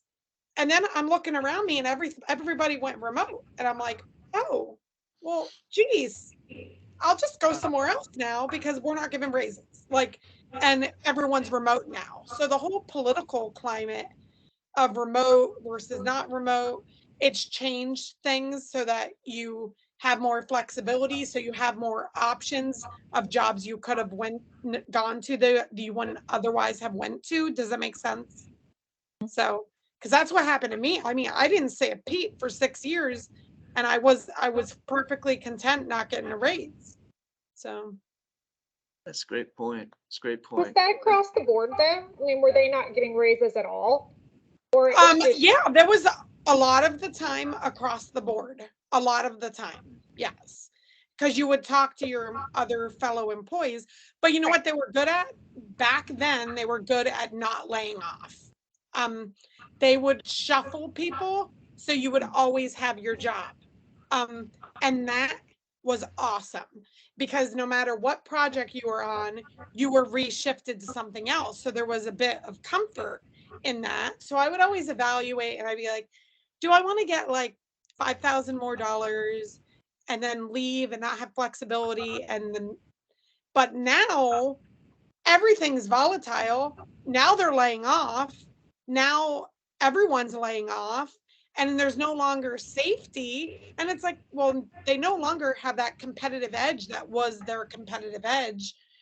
And so then I'm like, all right, well, I'm going to ask one more time for this raise. And then I asked, and then it was like, okay, like the whole economy is giving the money out now. So it's become really the candidates market as far as like what you can demand.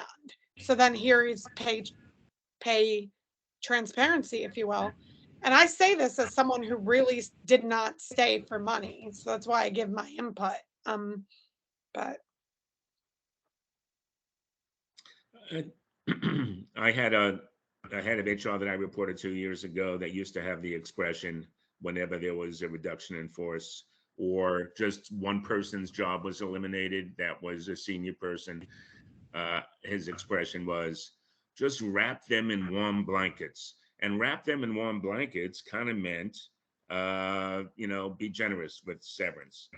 And again, it was not very evolved thinking that when I look back on it, because the employer brand is helped, the employer brand is helped much more by going the extra mile in other ways with your employees, as opposed to giving an extra 2 week severance. Um, anyways.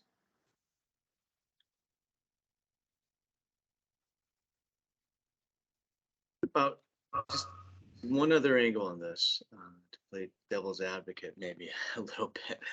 This might bristle some feathers, I'm not sure, but what about, employers are people too, right?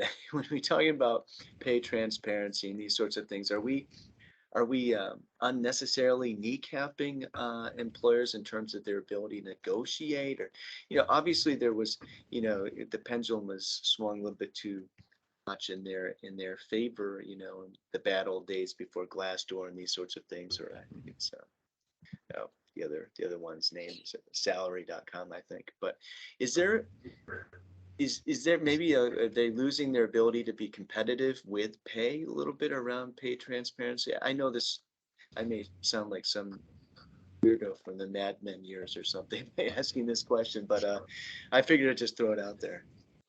no, they're not. They are. And then that's why they're getting creative. I had a girl looking for a job at a nonprofit, and they said, we're going to be capped at what we can pay you.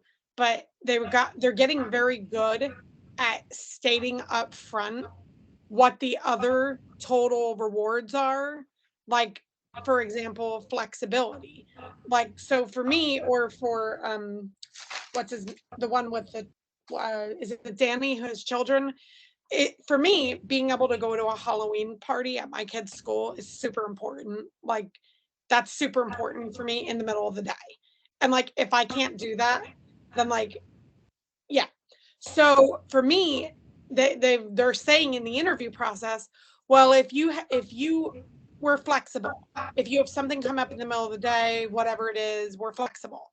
So they're like doing this as part of the interview process now, and being honest and saying, we are not going to pay you as much as the big dog of, so and so, maybe HCA, because we're not for profit, but we can like do these other things. And my friend was like, oh, those sound like really good things. So, I don't know how you can have Fair the enough. Yeah. conversations about yeah. pay transparency and also then start talking about equity and, well, it doesn't take the same people the same number of hours. I mean, it feels like you have to kind of run in one direction or the other, or else all of your denominators and all of the things that might be allowing you to do an apples to apples, at least be fruit to fruit, are in opposition to each other. So, kind of pick the things that you want. Marketplace is crying about a lot of stuff right now, and employers are trying to do, a good faith effort, many. And some of these things, you just can't put them all in a bucket and give them all to everyone. It doesn't make any Yeah. sense. That's a fantastic point. I've been saying that even just about like the whole battle and argument between work from home and work in the office. And I always say it depends. It depends on the job. It depends on the role. It depends on the person. Some people work really well in the office. Some people work really well at home. Some people think they work really well at home, but they actually really don't. So it really is a depends type of thing. And I think Julie hit the nail on the head that a lot of this is it depends. I don't think that's a one size fits all for everything. Yeah. Just looking at the time and that we have some other topics here that might be interesting. Why don't we just take a look at them, and if anybody feels moved to say something, maybe we can move the conversation in a new direction. So, Brent, I'm curious about your second bullet there, the changing role of the payroll professional. What can you give some context around that? What's changing? Yeah, absolutely. So this is and I wish Pete was still with us right now, but he had to go to a partner call. But that's okay. We'll handle it anyway. This is the idea that payroll processing.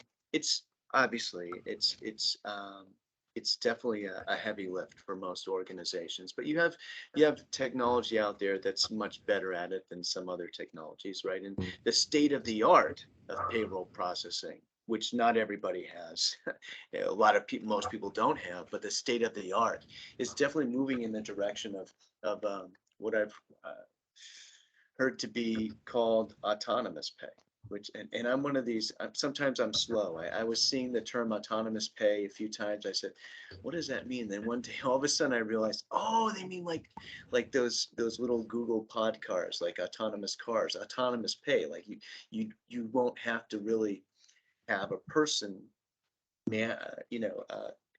covering it or operating that. You'll have maybe Yeah, somebody just it's the keeping use of robotic process automation to automate right, a lot of tasks that were I think uh, at this heretofore done by humans and so forth. at the same Yeah, time, I think Pete's been real energized by some of the GPA and other organizations that are trying to, elevate the role of the payroll professional or the payroll as a profession itself, and try to figure out, like, isn't can it be, it's not the bottom feeding, profession yeah, that's Not at mired all. in data, that there's something elegant about it, or that there's something that can be exciting and challenging about it. And I'm sure that's debatable for many of us who have been in the Yeah. slugs, but But and that's I think definitely. as someone who's in this day to day, right? So I oversee payroll for Kohler Company. We have, the U.S. and U.K., Canada, and the Netherlands, all countries that I'm responsible for making sure we get paid, and then just changing the way data works in the organizations. I think for so many years, one of the biggest faults of payroll professionals, not all of them, but so many of them, if we've been such on the back end of a process, change happens before we get, our opinions to the table. Whether or not we deserve a seat, I think that's a whole different topic. But when you look at this, we have to make sure we have the strongest voice to make sure that, yeah, we'll get it done. But we also have to look at a way to get it done more efficiently and effectively. And certainly tools like RPA have been great. But it's getting out of the manual processes, it's reskilling the workforce, and then it's knowing the value of the gold mine of data that we have at our hands in payroll.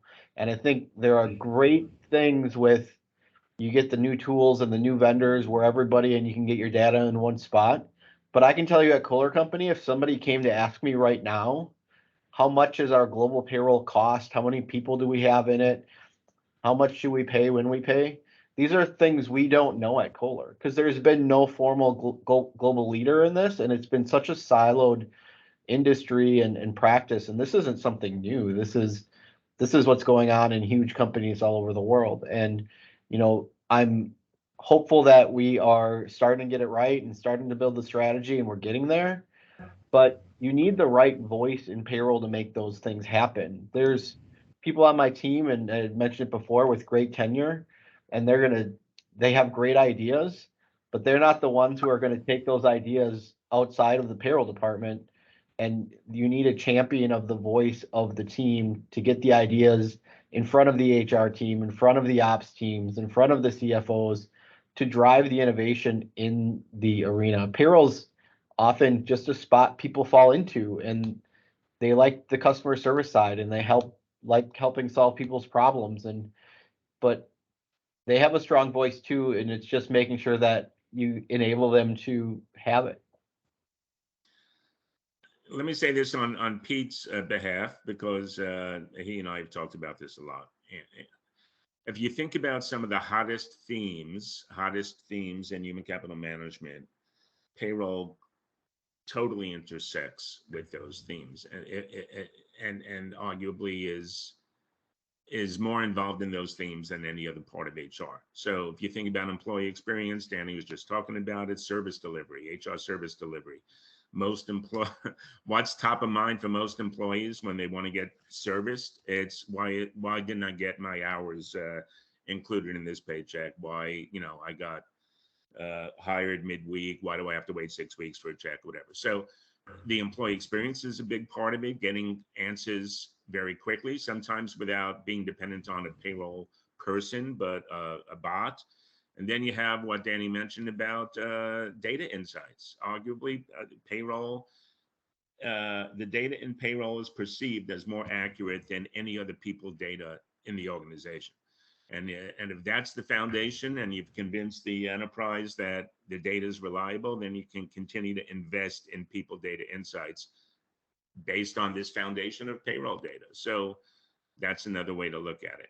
And organizational agility, my favorite topic. Again, if you don't have reliable, if you don't have confidence in the data, then you can't pivot.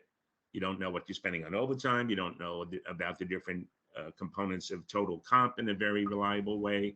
You can only do that with reliable data, and payroll is, I believe, is the best source of that. Yeah, one of the things that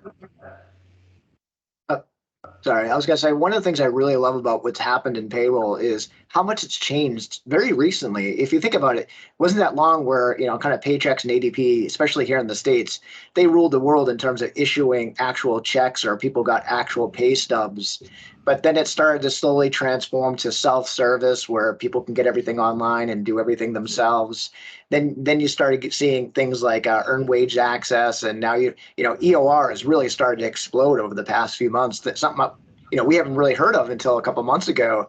So it's really dynamically changing, and it's giving people like Danny a lot more options to serve his clients, which are the employees, to make sure that they're getting a better experience. And one of the interesting things, we heard this from someone else that is part of the council. He's not on today's call, but he had basically implemented a platform that allowed for a lot of this, kind of self-service and payroll. And Brent was doing the interview, and he asked, did this lower your calls, or, the call volume that you were getting from your employees? And the reaction was no.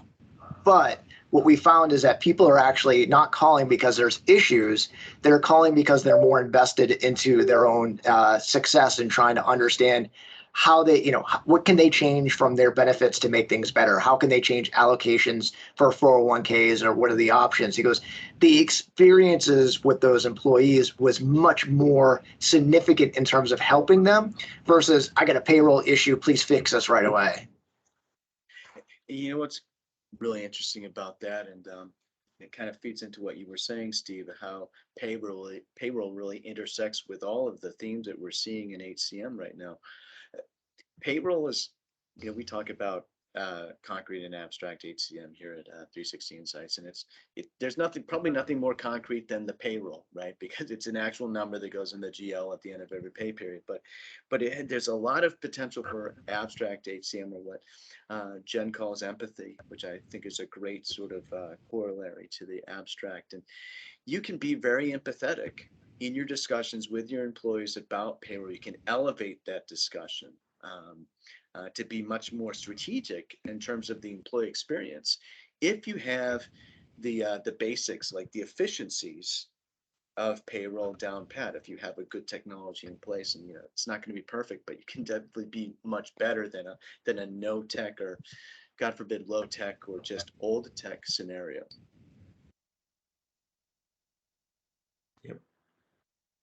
Yeah, it's Mary Ann Langlois. I just wanted to add in, enjoyed the conversation today.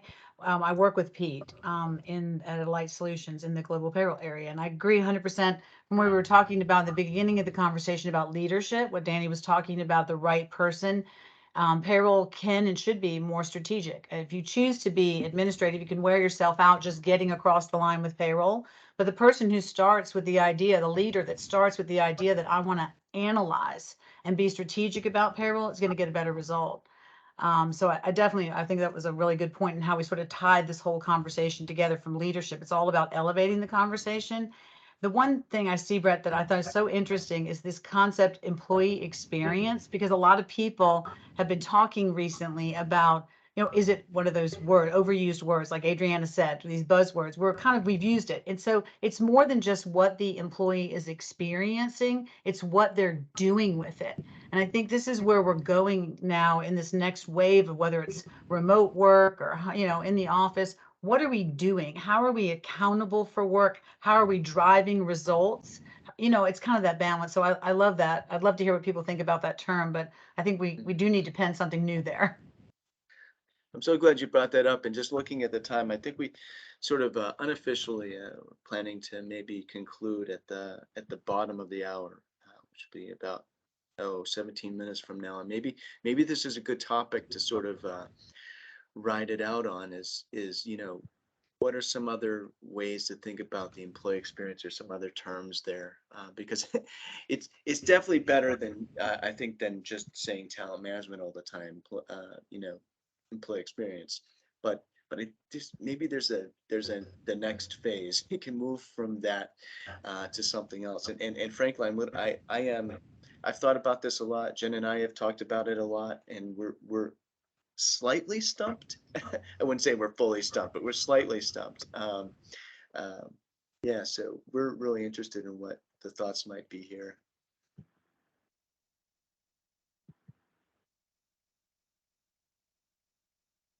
It is a tough one, isn't it? In terms of something replacing employee experience? Yeah, like what would be another term for it, or something that captures what that term is trying to capture? Yeah. So I tried to do that a few years ago, and I came up with an employee experience framework, but then I shifted to an employee journey framework with 10 stages. Not that every person goes through all 10 stages, but I think the implicit in the employee journey perspective is that employees, like I said earlier, have a different agenda at different points in their career, and at different points based on what's going on in their lives. So I and if you think about something we've all been through probably, which is, do I feel stuck in this job? What else is out there for me? Is there anything in this organization, or do I have to leave?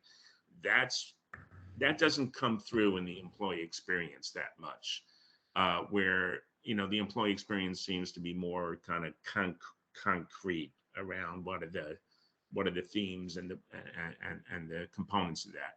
So like one of my stages in the employee journey is exploration,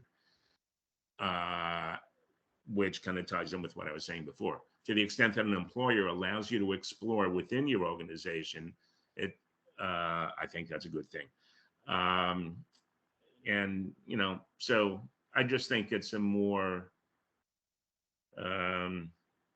real life way of looking at the employee experience, because things change. Sometimes employees don't even know what they want and what their priorities are, etc., and they need support. So it's a journey. That's why I came up with the other framework. Side by side, Steve, with employee experience, and we also hear a lot about employee engagement, but with engagement, there's that feeling that I'm achieving something, or accomplishing something. I don't know, but it's just something I think it's more than just what did I experience, it's what did I do with it. Like, how did it help me either perform better, get the information I needed, make me more accountable. I don't know, I just think it's an interesting topic. I think we'll see it evolve. Josh Burson will probably come up with something, you know. Yeah, I think he's already done tons of stuff on the employee Yeah. experience, and I think it's an interesting topic because to your point, Steve, I think, you know, as a product manager within HR, I've seen software use such varying definitions of it. I've seen companies use the UI and the way you navigate through HR as the employee experience, like how you navigate through the software, which I totally don't think is the definition of employee experience, but I've seen it used that way. I've seen it used as a combination of every concept that you just talked about, from like a lot of the concepts we talked about today, all of it being part of the employee experience, like every single thing that we talked about. I think in Josh Burson's grid of it, he puts meaningful work, positive workplace, trust in the organization, health and well-being, growth. So it's like so many different threaded things that we talked about today.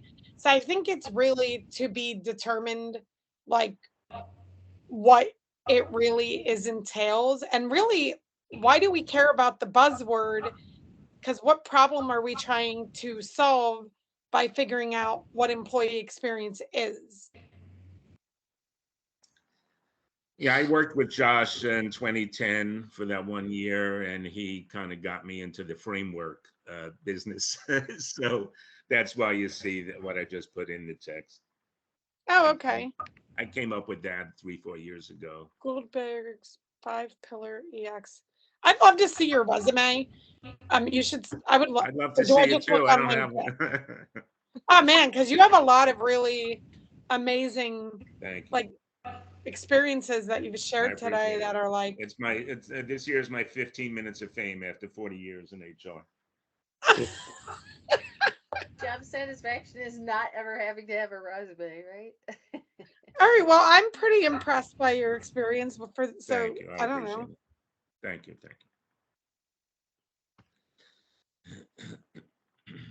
Thank you, Nick.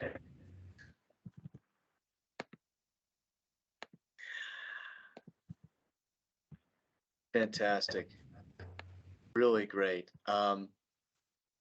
This was today's conversation just was absolutely phenomenal. And we everything we were hoping it would be for all of you. And I just want to thank you all again for joining us today. And again, if you have any ideas around increasing sort of mutual benefit for us all with the council, feel free to reach out to Nick, Jen, or myself.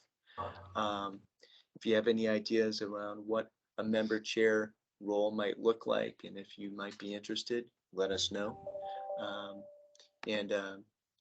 And we haven't forgotten some of the ideas that were discussed toward the beginning of the meeting today around an annual research note, looking at predictions and these sorts of things. I really like that idea. So we'll be sort of gathering our thoughts and reaching back out to all of you in the near future around that, I believe. Thank you, 360 and everybody. Nice to interact with everybody. It was good. Thank you all for taking the time. We appreciate it. Yeah, thank you. This was very good. Absolutely. Thank you. Stay well. Take care, everyone. Bye-bye. Thanks, everyone. Bye. Thank you.